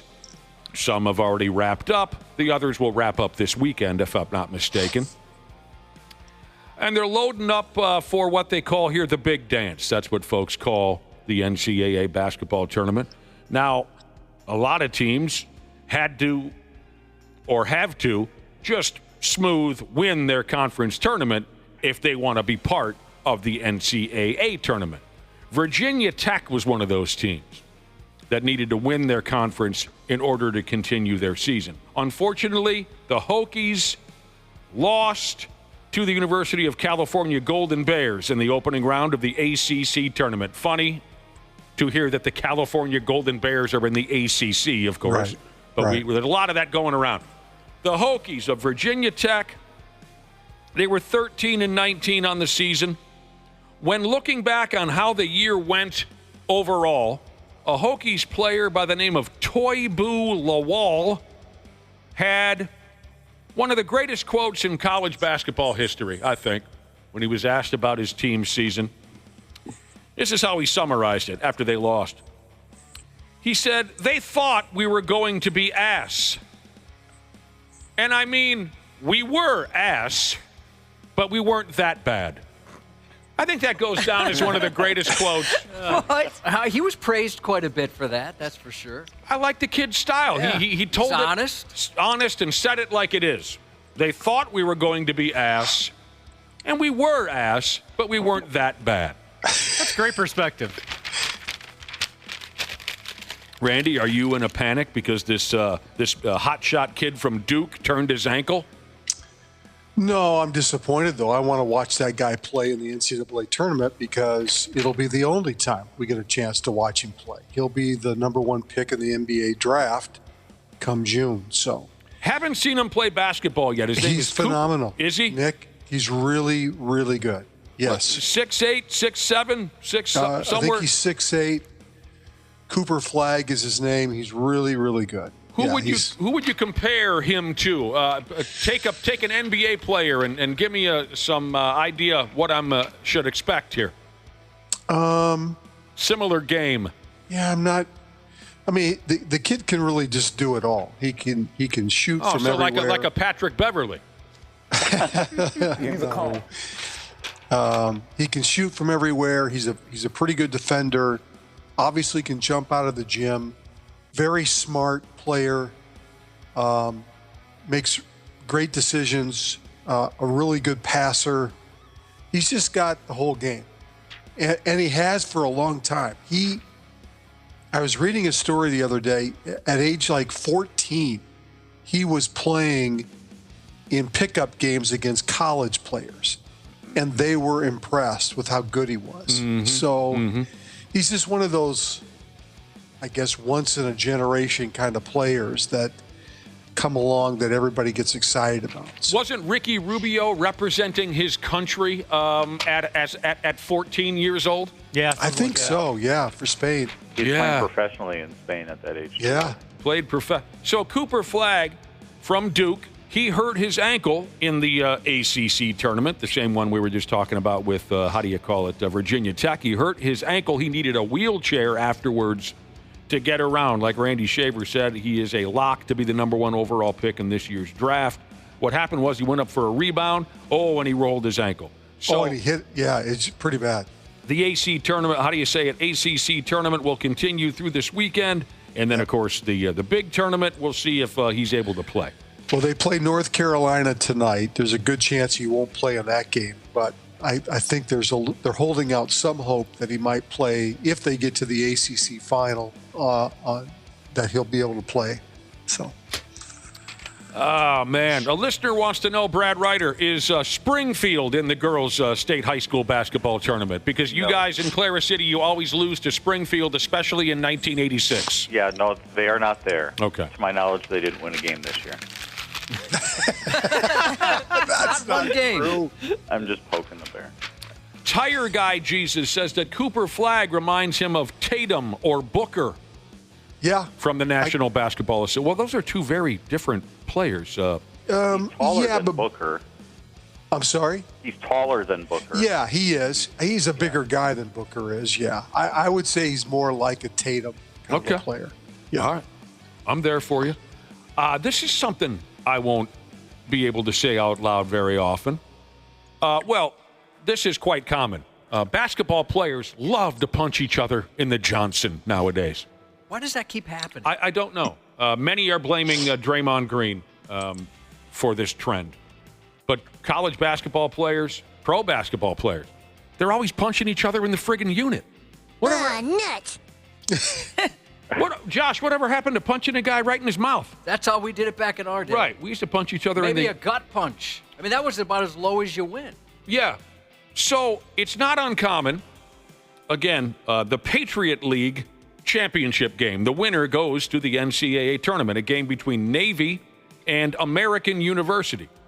So, punch to the balls, not uncommon. This is uncommon. A Navy player was ejected 90 seconds into this conference title game for punching a player from American University in his pills. Wow. This is up on 93x.com.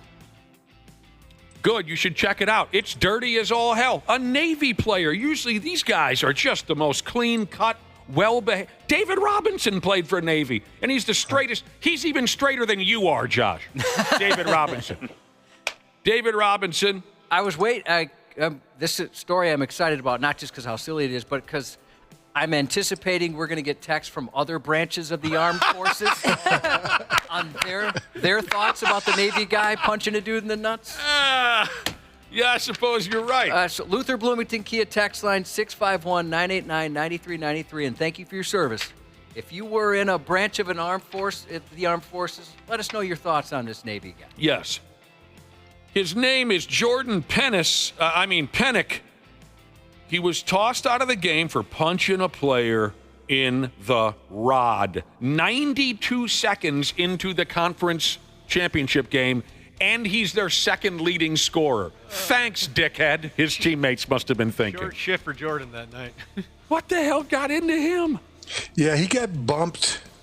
They bumped originally down the floor, and then he punched him. Yeah, typical little, just a little bump ski as they're going to position themselves down on the low post, and he flipped out.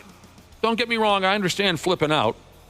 What were we talking about? Oh, the gal in the track meets with the baton over the head. Right. I flipped out like that as a young athlete, so I can understand it. You just lose your mind for a second. I could totally see you being one of those kids. I was out of control. Totally out of control. And then beating up whatever adult came over to just walk you off the track. Yeah. This guy in the conference championship game, playing for Navy, for Christ's sake, I always thought their players, and they usually are, just great sportsmanship, usually on that ball club. Army Mechanic Jesus has checked in on the topic, and he says, that just sounds like normal barracks hello to me. Oh, that is not good with that. Not good. Coming up this weekend, the Wolves are at home tonight and Sunday. Tonight they face the Orlando Magics. Sunday, it's the Utah Jazz. Two pretty winnable games, if you ask me, Randy Shaver. Very much so. You would think so, yeah. Yep. And the way the NBA Western Conference is right now, every game is critical. So Golden State, of course, winning last night. They're a half game ahead of the Wolves for that 6th spot in the West. So Houston keeps winning, too. I keep waiting for them to maybe fall a little bit so that maybe they could take over 5th or 4th. The Lakers are going to be without LeBron. I know we talked about this for 2 weeks. At least another week and a half. And they're struggling. Yes, they've lost time. 3 in a row. And so suddenly, we thought they were going to be the number 2 seed. They may fall all the way to the play-in game if they're not careful. Yeah. Fireplace Jesus sent me a fun graphic referring to the Timberwolves. It looks to me, I'm doing my best here, Fireplace Jesus. It kind of describes the circle of events here for Timberwolves fans over the last couple of years. Step 1, make a big trade. Step 2, everyone hates it. Step 3, they call it the worst trade ever. Step 4, suddenly they're good AF. And we could say that about Rudy Gobert, and now it's starting to look like the Julius Randle thing is playing itself out the exact same way. Timberwolves. Would you agree or disagree with that? I would agree in the sense that Randle has become more of an all-around player as opposed to, it looked like early on it was Ant trying to get his and Randle trying to get his and not really working together as well as you would have liked. DiVincenzo gets hurt for a while. Boy, has he been great. And he's come back to play great. And actually, Randle has come back and played really well after the injury. So that's just all there was to it. Randle and DiVincenzo were struggling terribly in the beginning of the year, and now they are not. Well, they're not, and they've found a way to kind of mesh with everybody else a lot better. They're moving the ball better. I think that's offensively, that's a big thing. And they're playing the defense that we saw last year. So Rudy Gobert, I was so furious at that situation. Not right away. He missed a lot of time. Rudy missed a lot of time? Huh? Yeah, this year, Gobert missed a lot of time, too. No, I'm going back to when Rudy was acquired by the Timberwolves. Oh, I got you. I wasn't instantly upset about it. I wasn't. But then, as we all know, it just wasn't working. It was horrible. I was ready I was going to drive to Tom Gugliotta's house and punch him in the mouth just for no good reason because I was so upset. He answers the door, you punch him. Yeah, he had nothing to do with it. What's up, Googs? Yeah, what up, Googs? Nice guy. Brad Ryder brought him into studio a couple years ago. But the Gobert thing turned out to be something positive. Yeah. It appears for now the same thing is happening with Julius Randle. Can we stop with this? Listen to this, everybody. A Cheeto shaped like Michael Jordan is being auctioned after a Pokemon-shaped Cheeto just sold for $87,000. People are really checking out their Cheetos now, huh? So now someone found a Cheeto. I looked at the Cheeto. It looks absolutely nothing at all like anything that might be related to Michael Jordan. But they're going to try to make some big money off of this. This is the new thing. Go get a bag of Cheetos, make up a resemblance to something with that Cheeto, and maybe you end up buying a new car. Dana, did you bring in Cheetos? Yeah, I got a couple bags of Cheetos. Yeah, he brought some in so we could see if there's anything we noticed. Oh, that's fun. Also, super pumped that you brought in Cheetos. Well, bring one over to Cubby, right. or do you see if you can recognize anything, Well, John? we could cumulatively as a group. Cumulatively. Sure. I'll tell you this much. I bet the Michael Jordan Cheeto treats all the other Cheetos like garbage. It's the biggest competitor in the bag. But it's forgiven because it's such a great competitor. Right. And it's really good at sports. The Michael Jordan Cheeto is a prick to all the other Cheetos. Oh, And is there one? Is there a Cheeto that's really flamboyant? Yes.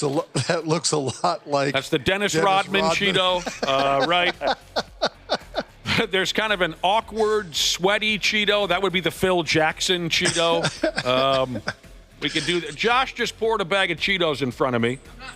Tell me if, this one kind of looks like the old Brajola. Yeah. This one kind of looks like a penis. Yeah. Yeah, it definitely does. That's what I said, but I said it in Italian. Yeah. That one has the mumps, though. There's something going on in that. Does it look like anyone's famous' penis? Because that could help our cause if we're trying to sell one of these for big money. You're the expert. I'm gonna go through these, and I'll tell you if I find anything that looks. Baseball season. Yes. Does it begin next week? Yes, Thursday.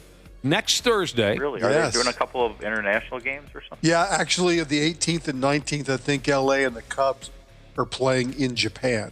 All right, so that would be next Tuesday and Wednesday. Yes, correct. And then a good amount of time goes by before, like, say, the Twins begin at the very end of the month, correct? Yeah, they begin the 27th, so 2 weeks from, well, actually 2 weeks from yesterday.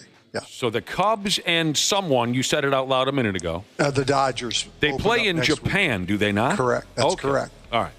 Is this for friggin' real? Saw a video yesterday. Some are saying this was just a silly, what's the term they use when they make fake videos? Like a Photoshop? Deep fake. Deep fake, thank you. Video. Some are saying this is all fake in order to promote that game in Japan between the Dodgers and Cubs. A player for the Cubs by the name of, I'm doing my best here, Seiya Suzuki.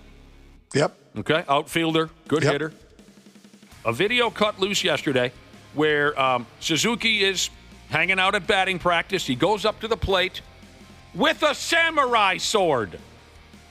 This is up on 93x.com, by the way. Check out the video on our website. Appreciate that. They throw baseballs at him like regular batting practice, and he's slicing the baseballs in half with his samurai sword. It even sounds cool. This is such a cool video.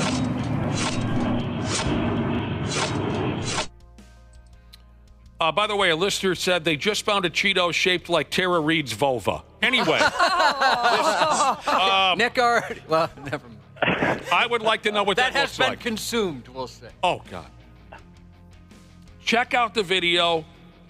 It's amazing if it's real that this guy, Suzuki, whatever his name is, from the Cubs, is slicing baseballs in half at the plate with a damn samurai sword.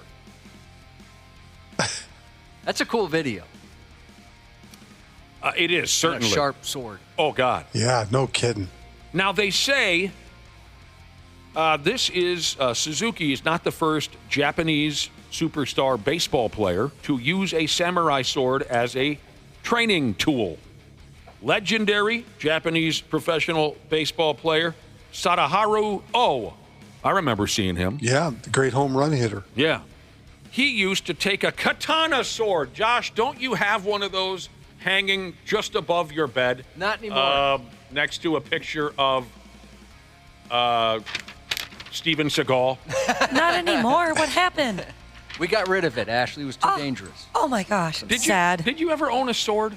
Yeah, strangely enough. You had a katana sword? Am I making that up? It wasn't a katana sword. No. My son at a jiu-jitsu tournament, he won a sword when he was maybe 6 years old. Oh, that's safe. Well, that's a great thing to give a kid. It wasn't sharp. Did you go out? Did you sharpen it and then go out we in the never sharpened garage? it. And We'd kept it for a while, and it had a really cool sheath. I mean, it looked pretty sweet. I would have pictured you would have gotten completely nude. And I don't ever get nude. And gone out to the garage and maybe, practice with the sword on some bags of rice or something. Yeah, I tried cutting up some cardboard boxes with it like a samurai might. But yeah, it wasn't sharp enough to do anything. I think if I hit you with it, it would just annoy you more than do any damage. Sadaharu Oh, legendary Japanese baseball player. They say he used to take a katana sword and a piece of paper, and I think he would throw the sheet of paper up into the air and then slice the paper in half with his katana sword in order to practice his swing path. Cool. Why did we never do this in softball? He would do that. Throw him a sheet of paper. The sound is so cool. That was jotting that down as a practice idea for my team. HVAC delivery Jesus on our Cheetos. He said, just kind of throw in a full-size carrot in the Cheeto bag and say, woof, we found Tommy Lee. No. That type of line, we mentioned this before, nearly killed my brother, my beloved brother. Oh. Nick almost killed him at a Minnesota Wild game. Yeah, I didn't mean any harm, but I was sitting behind Josh's brother at a Pigs game many years ago. Gosh, this has to be 10 years ago or more. And your brother went and got something or another to eat, and I did at the same time. And I ordered, I don't know if they still have this on the menu, but I ordered the Wild Dog. It's a hot dog from hell. It's massive. So good. It is good. I love a good hot dog. And so I sit down behind Josh's brother back in our seats, and I'm looking at what I'm up against here, this massive wiener. And I didn't realize that your brother was trying to swallow. Yeah. When I said out loud, I said, Jesus, I ordered a hot dog. I didn't know they were going to give me Tommy Lee. And next thing you know, Cubby's brother is retching in his seat and convulsing because I had him choking on his meal. And then I'm laughing at the joke, and people are looking at me like, why are you laughing at this dying man right in front of you? Right. They didn't realize the context. I almost got him. So the Chicago Cubs have not admitted whether this Suzuki Samurai sword batting practice video is real, but I encourage everyone to check it out. God dang it. There are other people in our listening audience who said they found Cheetos shaped like something or another, and then the messages go so fast that I lost it. It's very wiener heavy, these texts coming in. And people are sending in photos of other foods that were wienerish. But did I mention Tara Reid's vulva? You mentioned that one, all yes. right. Minor League Baseball. They know how to have some laughs. Right, everybody? Yeah. Minor League Baseball. Sometimes just the team name is clever, quirky, funny, and it'll get you. Now, as some of you know, these minor league teams, in order to promote something or just to have some fun, they will change their team name for a week or just a series or something so they can sell T-shirts or a food item or something. What I have here for you are some real deal minor league baseball teams, and they're the alternate identity they're going to use this baseball season at one point or another, and even some background on why. So the Arkansas, I don't know what level these teams are at or anything like that, but they're real minor league baseball teams. The Arkansas Travelers this this season at one point or another will be the Barkensaw Dizzies, Dizzys. They'll be honoring their team dog, who's named Dizzy. Oh, I like that. Love it. Mm-hmm. Oh. And handing out hats and Oh, they should hand out hats condoms. with ears on them. Hats with ears on them. The Wisconsin Timber Rattlers will become the Wisconsin Frozen Pizzas. Yeah, they got a lot of those. Did you know that Wisconsin, Randy Shaver, is the frozen pizza capital of the world? I did not know that. That doesn't surprise me. You might not find, genuine bar food at every restaurant, but you'll always find a pizza. The Jacksonville Jumbo Shrimp will be the Jacksonville Honey Drippers, and a honey dripper. Randy Shaver, you just got out of Florida. You just escaped Florida. Yeah. Did you see anyone serving or consuming a honey dripper? I did not. It's some kind of frozen treat down that away. Oh, I've heard of those. Yeah, those look delicious. I think of a musical group when I hear that. Well, yeah, Robert Plant was in a group called the Honey Drippers, and they did a cover of The Sea of Love, and it was quite beautiful. If you ask me, Josh, but you didn't. I love Robert Plant. The Fresno Grizzlies will be the Fresno Tacos. Now, they're going that route because Fresno, California claims that their town was the first ever to see a taco truck. Huh. The taco truck was invented in Fresno, California. Well, we thank them for that. Matter of fact, every year they have something called the Taco Truck Throwdown. And it's just a battle to the death of taco trucks trying to sell the Akron Rubber Ducks will be the Akron Cheese Salads. That's a delicacy in Akron, Ohio, a cheese salad. In New Hampshire, the Fisher Cats will become the New Hampshire Space Potatoes. Oh, a listener texted in, Josh, and said that your brother on that evening when he was doing the Pam Anderson.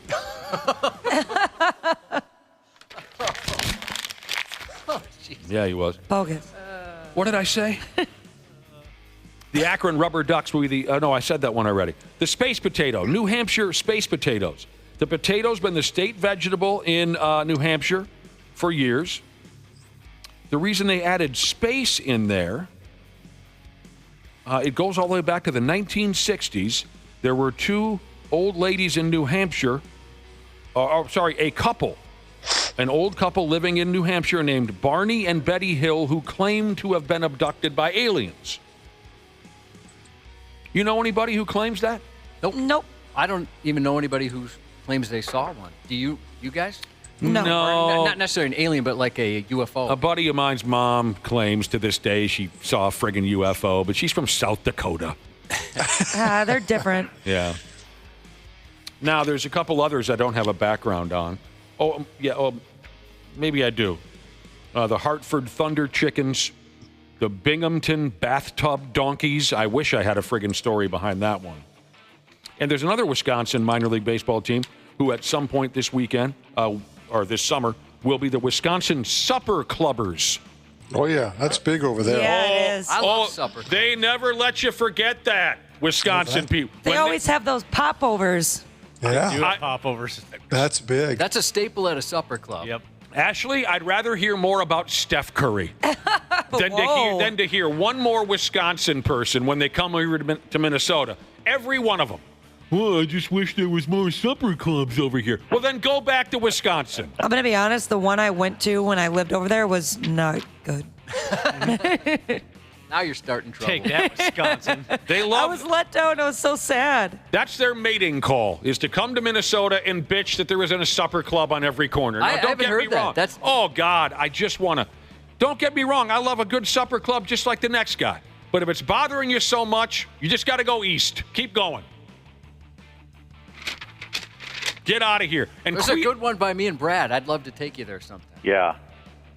More free hockey in St. Paul last night. The Pigs and the New York Rangers went into overtime. She was decided a couple minutes into the OT when a kid by the name of Braden Schneider scored a slick-looking backhand goal on Old Phil. Rangers 3, Pigs 2. St. Louis Blues coming to town tomorrow night. Golden Gopher Hockey Club Golden Gopher Ladies Hockey Club, I should be specific with that. They're into the Real Deal NCAA tournament. Tomorrow afternoon, they play Colgate University. Do you guys know who went to Colgate? I'll tell you. You're going to like it. Jan and Todd Wolfhouse and Fink and Landfill and Barry Badranath from the documentary Beer Fest. And some of you are probably saying over and over again, who's Barry Badranath? The Broken Lizard comedy team all went to Colgate University, Josh. I didn't know that. In real life?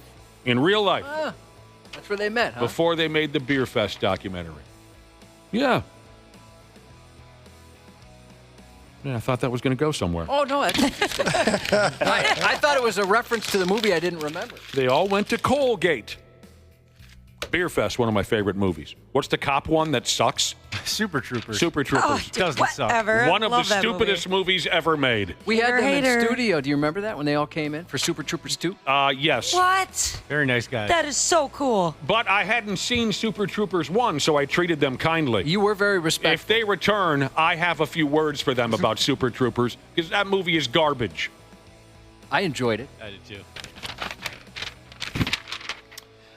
Here's some ammunition for Packer fans or just Viking haters in general.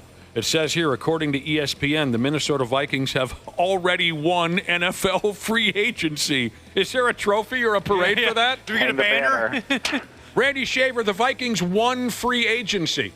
I would say that that's a fact. I want some Vikings fan to go get 2025 free agency champions tattooed on their back. Yes. Just get a T-shirt. Yeah. Free agency champions 2025. Well, I will say they needed to do well in free agency because they have limited draft resources, and they did. So I guess they deserve some credit for it. They did well, you think, Brad, right? Yeah, I do. And they filled some important gaps on both their offensive and defensive lines. I think they did a great job. And if they haven't sealed the trophy yet, they will for sure when they sign Karen. That would be cute. Yeah, that would really put them in. That's not going to happen. Saw more articles yesterday saying. Stop it. We all know it's the right thing to do. No. It's not the right thing to do. That man needs to just stop playing football. Go home. Yes. What if he leads them to a Super Bowl? I would love to see the 180 that people would do on him. Stop it. He's not going to lead them to a Super Bowl. To a Super Bowl, he said. A Super Bowl. The man said Super Bowl. Yeah. Oh, they won free agency. Wish my dad was still alive so I could call him and tell him that. Maybe when you say your prayers at night, in case he's listening. Some bitch hung around 82 years waiting for him to win a Super Bowl. I wish he was around so I could call him and say, they finally won something. Free agency. What's this now? The Vikings are planning to release center Garrett Bradbury. Yeah, they just signed that center from the Colts. Yep. Well, they're trying to trade him first, and I don't know if they're going to find a trade partner. Well, yeah, they don't have much leverage with another team at this point. Right. They'd like to trade the guy. You bet they would. But sure, this Kelly kid came into town. Ryan Kelly. He's going to play center from now on. Here's an article that says you'd struggle to find a player on the Vikings more criticized than right guard Ed Ingram. I've never heard of the guy, so I ain't mad at him.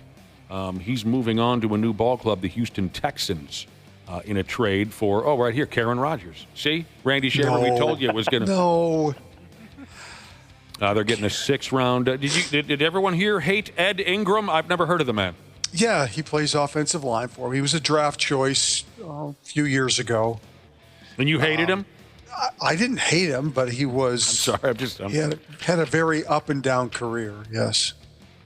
An upgrade was needed. Whoa. Yes. And the Vikings are interested in signing Cooper Kupp. You all right with that?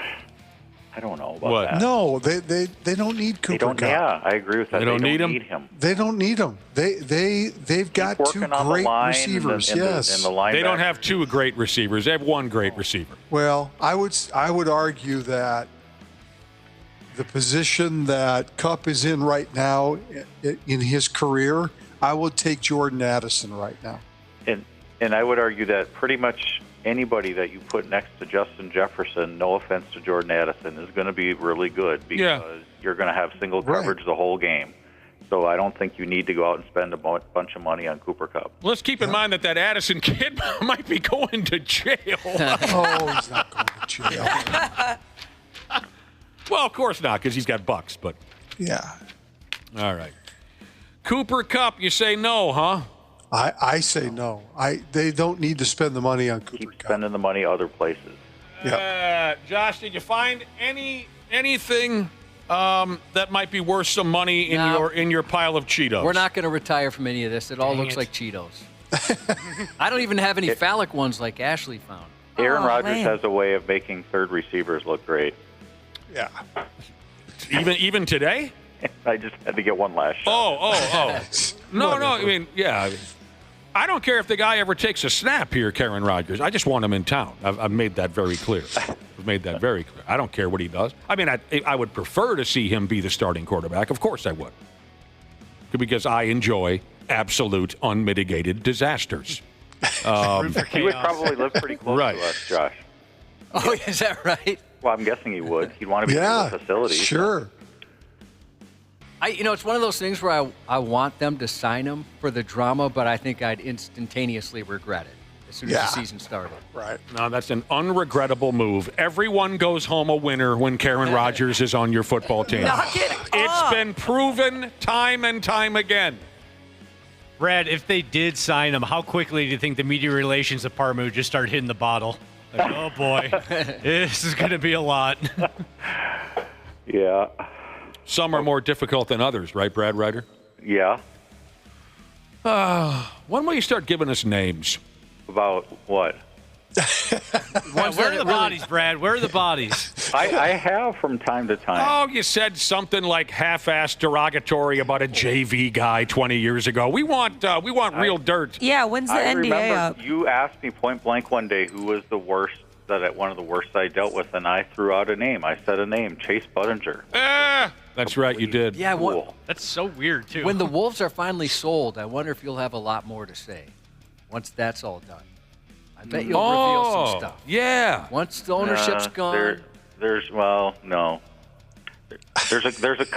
couple front office moves that once they're made, I'll spill a little bit more. I wonder what kind of bosses A-Rod and J-Lo are going to make over there at with the Timberwolves. They don't seem like micromanagers. I bet people would like working for them.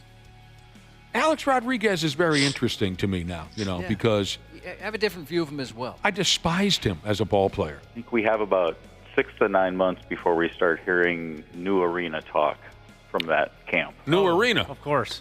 Yep. I don't see what's Get wrong ready with for it by next fall. I don't see what's wrong with the one they got now. New arena, Brad, or refurbish the arena that they have? New arena. Nothing wrong with the one they got now. Yeah, there's nothing wrong with Target Center. My sources tell me about 6 to 9 months from now, you'll start hearing that. I got a little sick to my stomach last night. I was watching the television news, and of course they're talking about the Golden Gopher basketball program and the firing of Ben Johnson. And again, not that this is news to me, but again, someone said, if they got a new arena, it might. The reason it has to be a new arena is because you can't. The way Target Center is constructed, you can't. I mean, we tried to refurbish it and did as well as we could. But when I say new arena, it could be on the same location, but they would just have to, implode the thing and start over, which would put them somewhere else for a year, meaning they could play at XL. Probably longer than a year. Yeah, a couple of years. But you'll start to hear about that, yeah. When A-Rod gets that gig, I'll be pretty excited. Because I think he comes off like a nice guy. That's all I got to say about that. Okay. Oh, boys. Well, St. Patrick's Day weekend. You guys going to go bananas or what? I don't have any plans to go bananas. And then it's the St. Patrick's Day's on Monday, right? Yep. This is St. Patrick's Day weekend, so a lot of folks are partying. Josh is going to a party tonight, and we were toggling back and forth as to whether he should drink beer or not. Because he's not very good at it. No, yeah, probably I don't even know how to hold it. But well, I had to ask Nick how much he wants a phone call, because anytime I do have an alcoholic beverage, I text him and let him know just to get his approval. Right. Make sure it's okay, I'm not doing anything wrong. And if I have more than 2, I call him and tell him exactly how much I love him. Yeah. And it's usually after 2. Unfortunately. And then Nick knows how many he's had based on based on the conversation. Oh, I know. Absolutely. I know exactly how many he's had. He could tell if I was drinking by my face. He can look at my face and your face instantly changes. Your emotions run wild. Run wild. That's true. I mean, don't make me tell the story again about the 2 of us on some tropical island, and it wasn't just the 2 of us. It was like a radio station thing. You were one grown man sitting on another grown man's lap. That's right. Yeah. I insisted that I tell him everything while sitting on his lap. And then remember the elbow? Remember the elbow thing again? I kept falling off the table. Yeah. It was just like That's embarrassing. Foster Brooks. For whom? For whom, Ashley? Josh kept trying to kind of rest his elbow on and it would slip off. Those were great days. Great day. We got to go. You boys have a terrific weekend, and we'll mess with you on Monday morning. Sounds good. Thanks very much, Randy and Brad. We'll be back in a few minutes. The 93X Half-Ass Morning Show. Hey, you beautiful podcast listeners. Seriously, you folks are the best. We don't tell you that enough, but you are. And we couldn't do this without you, and we couldn't have a podcast if it weren't for our friends at Standard Heating and Air Conditioning. Right now, you can save up to $7,500 on a mini-split ductless system or a high-efficiency heat pump combo with Standard Heating and Air Conditioning. I know those are some fancy terms, but what it really means is they're going to make sure you're comfortable in your own house. And get this, they even take care of that rebate paperwork for you. Visit standardheating.com to lock in your deal and enjoy the show. And seriously, you guys are the best. Hi, I'm Joe Salciha, host of the Stacking Benjamin Show. You want financial independence, don't you? You want to know how all this stuff works instead of these little sound bites? Listen to some finance people on the radio, and they're like, oh, you're stupid. Because people fall in this trap all the time. You don't deserve to have money. You're buying a lot of air. Interest sucks. Oh, the horrors. You never knew personal finance could be this fun. Subconsciously, I now feel rich. Oh, geez, like, I'm out of here. Revolution over. We won. Yeah. Deuces, everybody. Stacking Benjamins. Follow and listen on your favorite platform. The 93X Half-Assed Morning Show. If something should happen to one or both of us, I'd regret not having said this, so I'm just going to say it. You have a nice penis. I see it a lot, I don't say anything, but it's nice. Now, you say something nice about my penis. Suppose I should start with an apology. Didn't realize my mic was on over here. Josh, I'm coughing up and down. You've had a lot of bodily functions happen today. None of the gross ones. Just sneezes and coughs. Falling apart. You got to dig the vibe on a Friday. We're running out of here so fast at 9 a.m. it'll make you puke. Welcome back to the 93X Half-Ass Morning Show. Special hello to folks listening at the neighborhood gym. I know we have a few of you that listen to our program while they're getting in some of that exercise. Hello. Appreciate you. And you folks might take an interest in this right here. You health nuts. What's the matter with you? What, do you want to live forever? Some gal online says she has orgasms when she works out. Now, is she trying to pass this off as new information? I've been hearing stories like this for years. Yeah, we've heard women say that before. Yeah, definitely. And by the way, it's the sole reason why I stopped working out with my buddy Wang. As soon as I heard about workout orgasms, I called them. I told them we're canceling our group membership at the YMCA. I never heard that with guys. Oh, boy. Last thing I need to see is Wang's O-face while he's on the rowing machine or whatever. Some gal online says she has orgasms when she works out. This gal that messes her yoga pants at the gym, she says it's usually during what they call here abdominal workouts, and she calls it a coregasm. Oh, God, I can't help myself. Josh, what would you call it if you got sexual pleasure while working out and watching old footage of a legendary WCCO television anchor? Dave Moore. That would be a Dave Moore-gasm. Can I tell you something? I love Dave Moore. Everybody loved Dave Moore. He was the best. Mm-hmm. We got this bit started a couple days ago. Now I can't help myself. Josh, what if you got one from listening to bands like Napalm Death or Cattle Decapitation? Oh, would that be a hardcore or a gore-gasm? Think of the biracial angel. Oh, yeah. Grindcore-gasm. That would be a grindcore-gasm. What if you were a wild animal that feeds on the flesh of other wild animals? A predatorgasm? I'll count that, but that's not what I was going for. You only feed on the flesh of other animals. A carnivore. Carnivoregasm.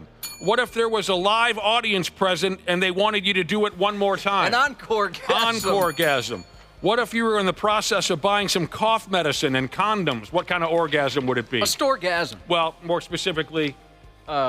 like a convenience storegasm? I was going for drugstore-gasm. A drugstore-gasm? What if it happened while you were in a deep sleep? Snoregasm. What if it happened while you were in 10th grade? Sophomoregasm. Told you I couldn't help myself.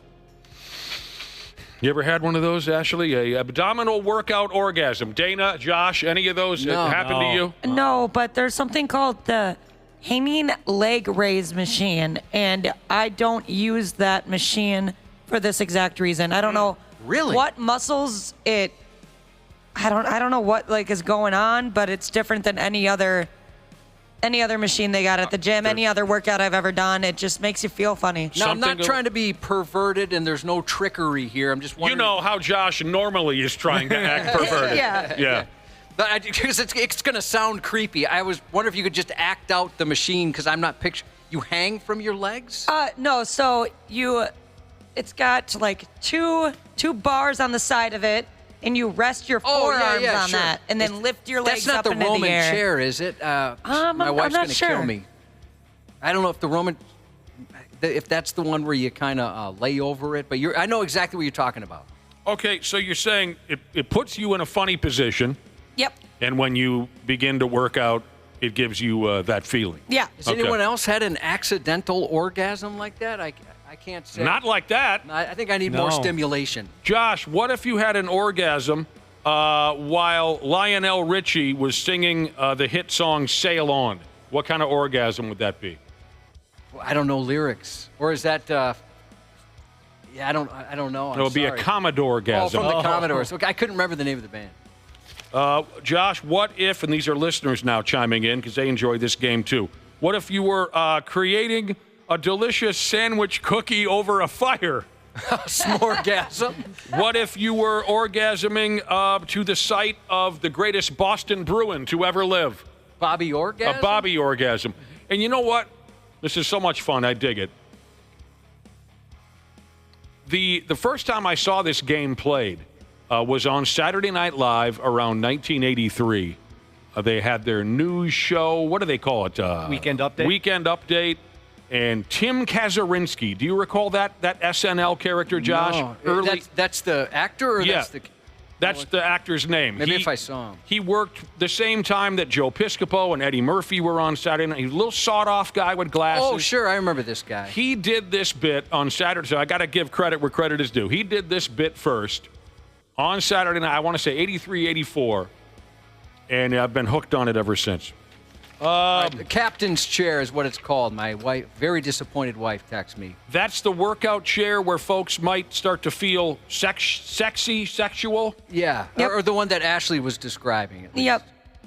Yeah, Well, the Roman chair is when you lift your chest up and down. Okay, that's the Roman chair. Yeah, that one's tough. I hate get that those one. confused. So if you're still listening, Bep, let me know if you've ever had an orgasm on a captain's chair. Specifically at the gym. Would she tell you? I would think so. I didn't know if you two traded secrets like that. Oh yeah, we'll tell each other about every orgasm. It's been a while since one of us has been able to say that. What if, Josh, what's it called when basement window peeper has the orgasm? That would be a just outside your doorgasm. Dig it. Thank you for the text messages. 651-989-9393. What if you were at a diner with your buddy Lloyd and you wanted to try the soup of the day? Would that be a soup de jour orgasm? You're damn right it would be. That's from Gas Pipe Jesus. That's brilliant. Of all the hilarious episodes, scenes, lines in that movie, my favorite in the whole movie is, what's the soup du jour? And the waitress says, it's the soup of the day. And he says, that sounds good. I'll have that. We turned that into a nickname for a former Minnesota Wild player, Martin Havlat, for years on this program. Martin Havlat's nickname was Martin, what's the soup du jour? It's the soup of the day. That sounds good. I'll have Lat. It rolls off the tongue. Mm-hmm. My wife has responded. She has never had an orgasm at the gym, Ashley. She's never had an orgasm at the gym? No. Okay. I feel like she's missing out. She's there so much. It's good to learn these things about people. Pug Life Jesus texted in, what would you call an orgasm achieved through a Spanish conqueror? Conquistadorgasm? That would be a conquistadorgasm. Mm-hmm. That's insane. Okay, UPS Golden Valley Delivery Jesus. What about this? What if you're eating an apple and got all the way down to the center of it? All the way down. That's right. All right. Oh, hot cocoa Jesus. Wawa weewa. Hubba hubba. Gentlemen, what kind of orgasm is it if you were delivering cunnilingus to your wife? What kind of orgasm did she have? You're delivering what she calls cunnilingus to your wife. She has an orgasm. What's it called? Like that. I mean, oral comes to mind, but that doesn't work. She says it's called a mistake. All right, who are the hoarders on this program? Refresh my memory. I am the opposite of a hoarder. I know I'm also the direct opposite of a hoarder. Ashley, you are pretty bad. I have a hard time letting go of certain stuff. Yeah. Sometimes I think I'm a robot because I don't place sentimental value on anything. Are you a minimalist? I guess I would be considered a minimalist. Yeah, I get made fun of for I don't want anything up on the walls. I don't like bric-a-brac, nothing. I'm the complete opposite, Josh. I still have notes from high school because I think, what if I need these one day? Well, but bring them in and read them. That'd be funny. Ooh, I could. Oh, would you mind doing that? I used to write weird stuff in like the margin, so yeah. Okay, but see, in my opinion, that's okay if it's just a little bit. If you have one little shoebox filled with some memories of grade school, another one high school memory. What if it's like a large box? I guess to me, it depends on how much of that stuff you're saving. If you save a little bit of it, I think that's only normal. But if it's every damn thing, and all different categories, high school stuff, I know people who still have the tiny little clothing that their now fully grown adult children once wore. Why are you anyway? I guess My wife's like that, certainly. But like everything? No, not everything, Okay. but more than I think she should. Fair enough. Dana, you never answered. Hoarder? No, not so much. Especially after moving twice in the last few years, I've really kind of downsized a lot, and it feels good. But I'm like Ashley. I do have a few keepsakes here and there, but not to the extent of like look at my third grade art project that I did. Ooh, a cheap shot here. Ashley is such a hoarder, she won't even get rid of the phlegm in her throat. I wish it was that. I have hidden acid reflux, you D-bag. Oh. Yeah, D-bag. I've been trying. You have no idea. It's been so frustrating for me. I sound like I've been smoking for 60 years. Get him, Ashley. Get him.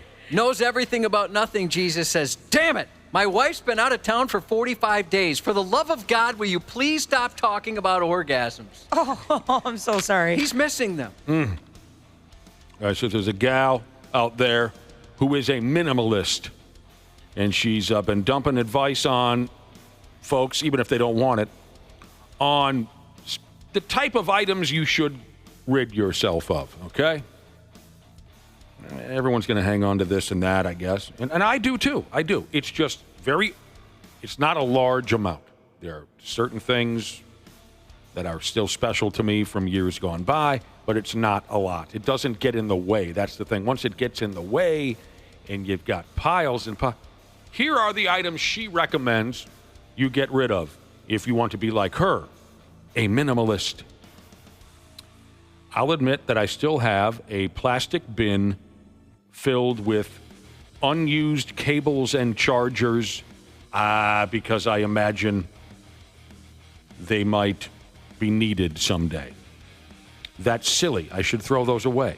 But I don't want to. It's because, for me personally, it's because I don't even understand what I'm looking at in there. You know what I mean? If I could decipher a useful cable from a, excuse me, if I could decipher a useless cable from a useful one, I would certainly throw the useless ones away. So I don't even know what I'm dealing with. That's my personal problem there. Josh, do you hang on to old cables and chargers? Some.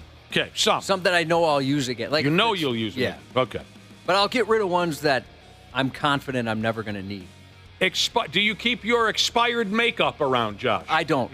Expired makeup? I like it fresh. Yep. Yeah, I have quite a bit. But that's interesting because, to me. It expires? Yeah, it does. I don't pay attention to it. I basically I literally don't, but I basically have an idea on the calendar of when things expire, so I get excited to be able to throw them away. I've thrown away stuff where later on I realize I shouldn't have thrown that away and I have to go rebuy it. I just hate having stuff. Yeah, I'm the same way. I throw everything away. Expired makeup. So you still have some around. You anticipate you might need it sometime. You know it's expired, but it's still kind of... And I bet your makeup drawer is crowded. Yes, it is. It's actually funny. I have one box of makeup, and that's makeup I don't use. And then I have a box of makeup that I use every day. You keep a box of makeup that you will not use, as opposed to throwing it away. Yeah, it's just in case of emergencies. Maybe I have an event where I need bright green glitter. You never know. Yeah. Now, this is something that I undertook recently. This minimalist lady says, get rid of your old magazines. I did get rid of quite a pile of old magazines a year or so ago, kept just a small stack of things like Sports Illustrated when the Twins won the World Series, this and that. I got some old Sports Illustrateds from like 1981. I have the Sports Illustrated where Hulk Hogan made an appearance on the cover. And that was a big deal when Hulk Hogan was on the cover of Sports Illustrated. They're not in good condition. They'll never make me any money, but it's still kind of fun to look back at them. So I handled that problem as best I could recently. I have one. My wife, for Christmas one year, she got me an autographed copy of a Guitar World magazine with my favorite guitar player, Paul Gilbert. So I have that and put it like in one of those protective cases. But I even remember a couple years back, 20 years ago, the radio station was in a couple of magazines when we had some of the girls get their pictures taken and I kept those. I chucked those. Oh, you chucked them? Very recently. I have those. I kept those, and of course I don't know why I'm hanging on. Well, I guess I do know why. I've hung on to quite a few Playboys because some of them are, China, that means something to me. Tori Wilson and Sable, Christy Hemme, some of these WWE. I'm hanging on to those. I don't know why, but I am. We had the Sable WWE Playboy from way back in the day in one of our bathrooms. Just there. It's the little basket above the toilet with some other things in there and a Playboy. That's cute. It's like it's the 80s. Some of the girls of the Big Ten, and I don't know why. That stuff was hot. I kept it. But I did throw away, Josh, I have thrown away the hardcore stuff. Because of your wife, or no, even if you're just not interested anymore, or easy to find online? Right, that was more or less it. That was classic. The hardcore stuff I threw away. The Playboys, for whatever reason, I still see them as kind of a collector's item. Well, I think they are. Some of them. Some people, they sell those. Yeah. Certainly with the celebrities, especially. All right, they don't want me to use their name, but I got a text here with a picture of his wife's makeup box, one that she doesn't use, and then the closet. I'll tell you, bro, I empathize. My wife, it's the same thing. Just overflowing. And I don't know enough about it to go say, hey, can I go through some of this and get rid of it? Right. Which I love to do. But, I don't know enough about it to know what's worth saving and what's not. This minimalist recommends we throw away our novelty coffee mugs. Now, I don't drink coffee. I have so many of those. I don't drink coffee either, but we have a couple. I don't drink coffee. Of course, there are some in the house because the wife drinks coffee. I have one novelty coffee mug. Maybe you guys got the same one and forgot about it or threw away. It'd be disrespectful if you did. I have the very sexy Coco from Rick's Cabaret novelty coffee mug. Oh, yep. I have that. What? She had her own mug? Yeah. Yes. Yeah. Oh, okay. For Christmas, she gave us mugs, and it just has my initial on it. Oh, well, I don't remember how or when we got our hand. Shoot. Yeah, Coco. Anyone knows Coco out there, tell them we said hello. I always get those as gifts. That's why I have so many. Yeah, I don't think I've ever bought myself one. They just, when people go on trips, they'll bring me back one. And it's nice, so I don't have the heart to ever throw it away. I'd love that. For Curb Your Enthusiasm fans, I have a Latte Larry's mug. That's cool. Throw away your single socks. You're never going to find the matching one, they say. Never. I can't. What if I find it one day? So you truly are like a full-blown hoarder. I just don't like throwing stuff away. I always think. Well, that's the definition of a hoarder, yeah. What if? But it's not like it's messy like a hoarder. Okay. I love it. It's not getting in the way of anything? No, everything has its spot. I am very particular about my socks. If I see the beginning of a hole, they're gone. I throw them away and I go get some new ones because there are very few joys in life like putting on a brand new pair of F me running sideways socks. I love that feeling. I will not keep holy socks, but my fiance does. So when I do the laundry, I toss them. Can't stand the sensation of wearing a holy sock. Can't stand it. It's terrible. I feel DVDs and CDs. Now, I recently turned all my DVDs into Goodwill. Recently. Because I don't even have a machine to play them in anymore. CDs, I hang on to.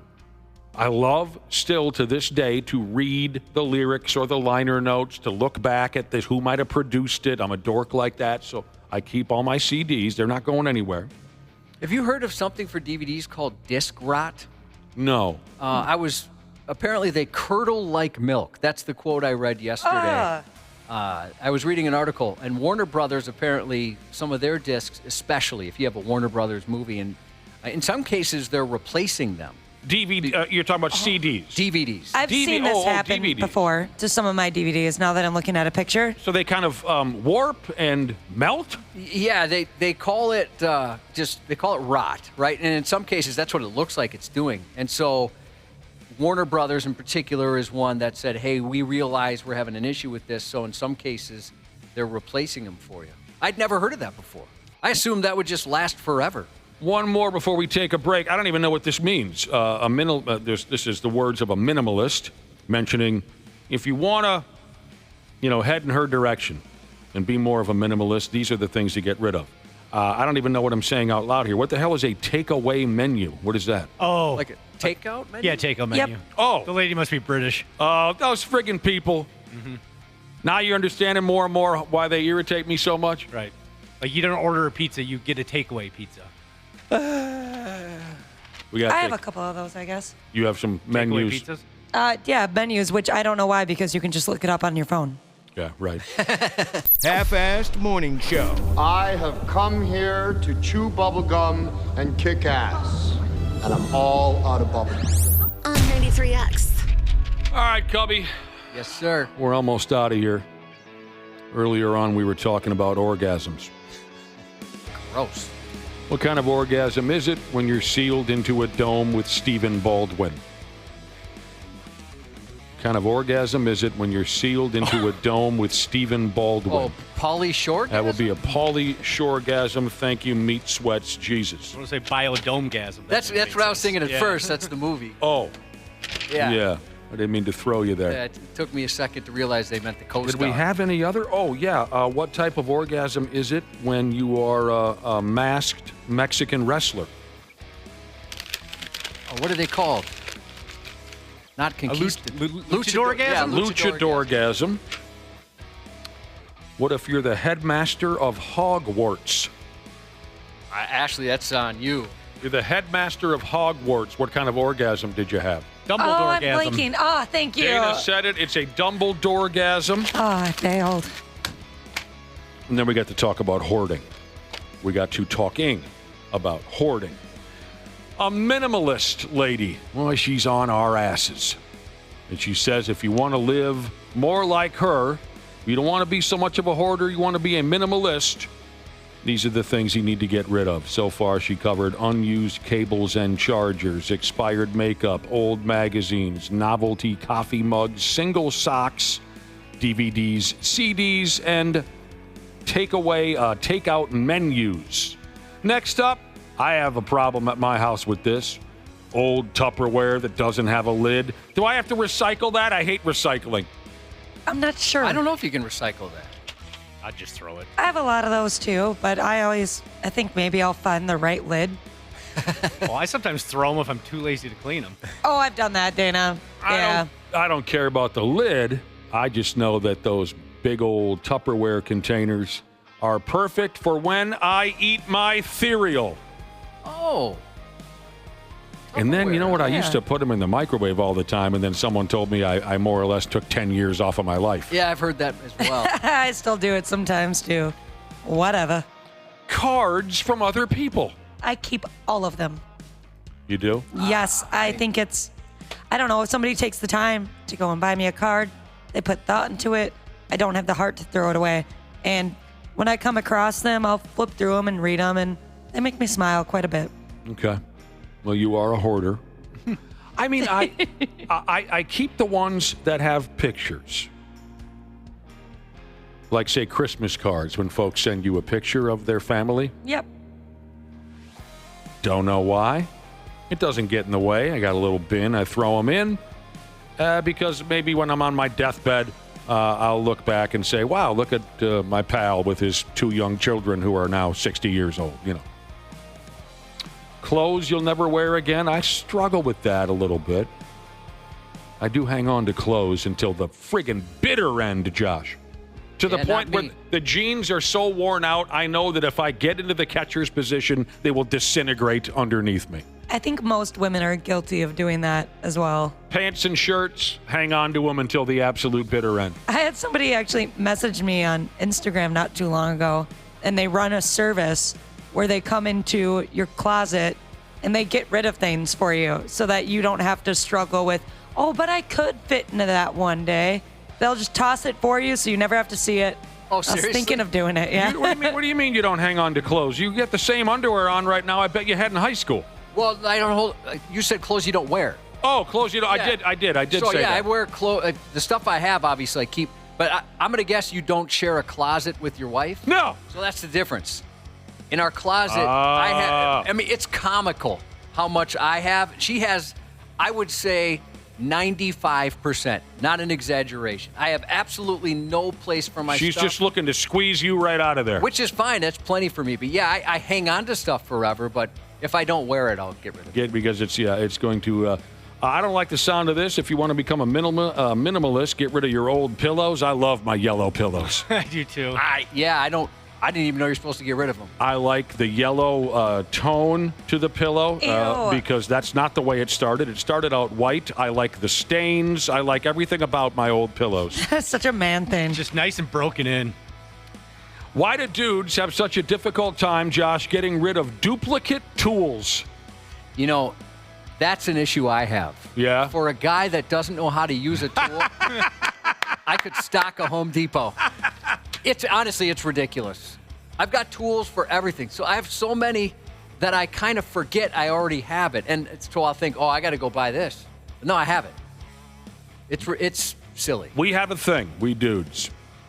Throwing away a tool, getting rid of a tool, even if you've got 6 of them, why is it a problem? I don't know. The best story I heard about this type of a thing, a friend of mine had to go down and visit his parents, and they're old-timers now, because his parents' house flooded. It was a terrible storm. Parents' house flooded. He had to go help them out of that disaster.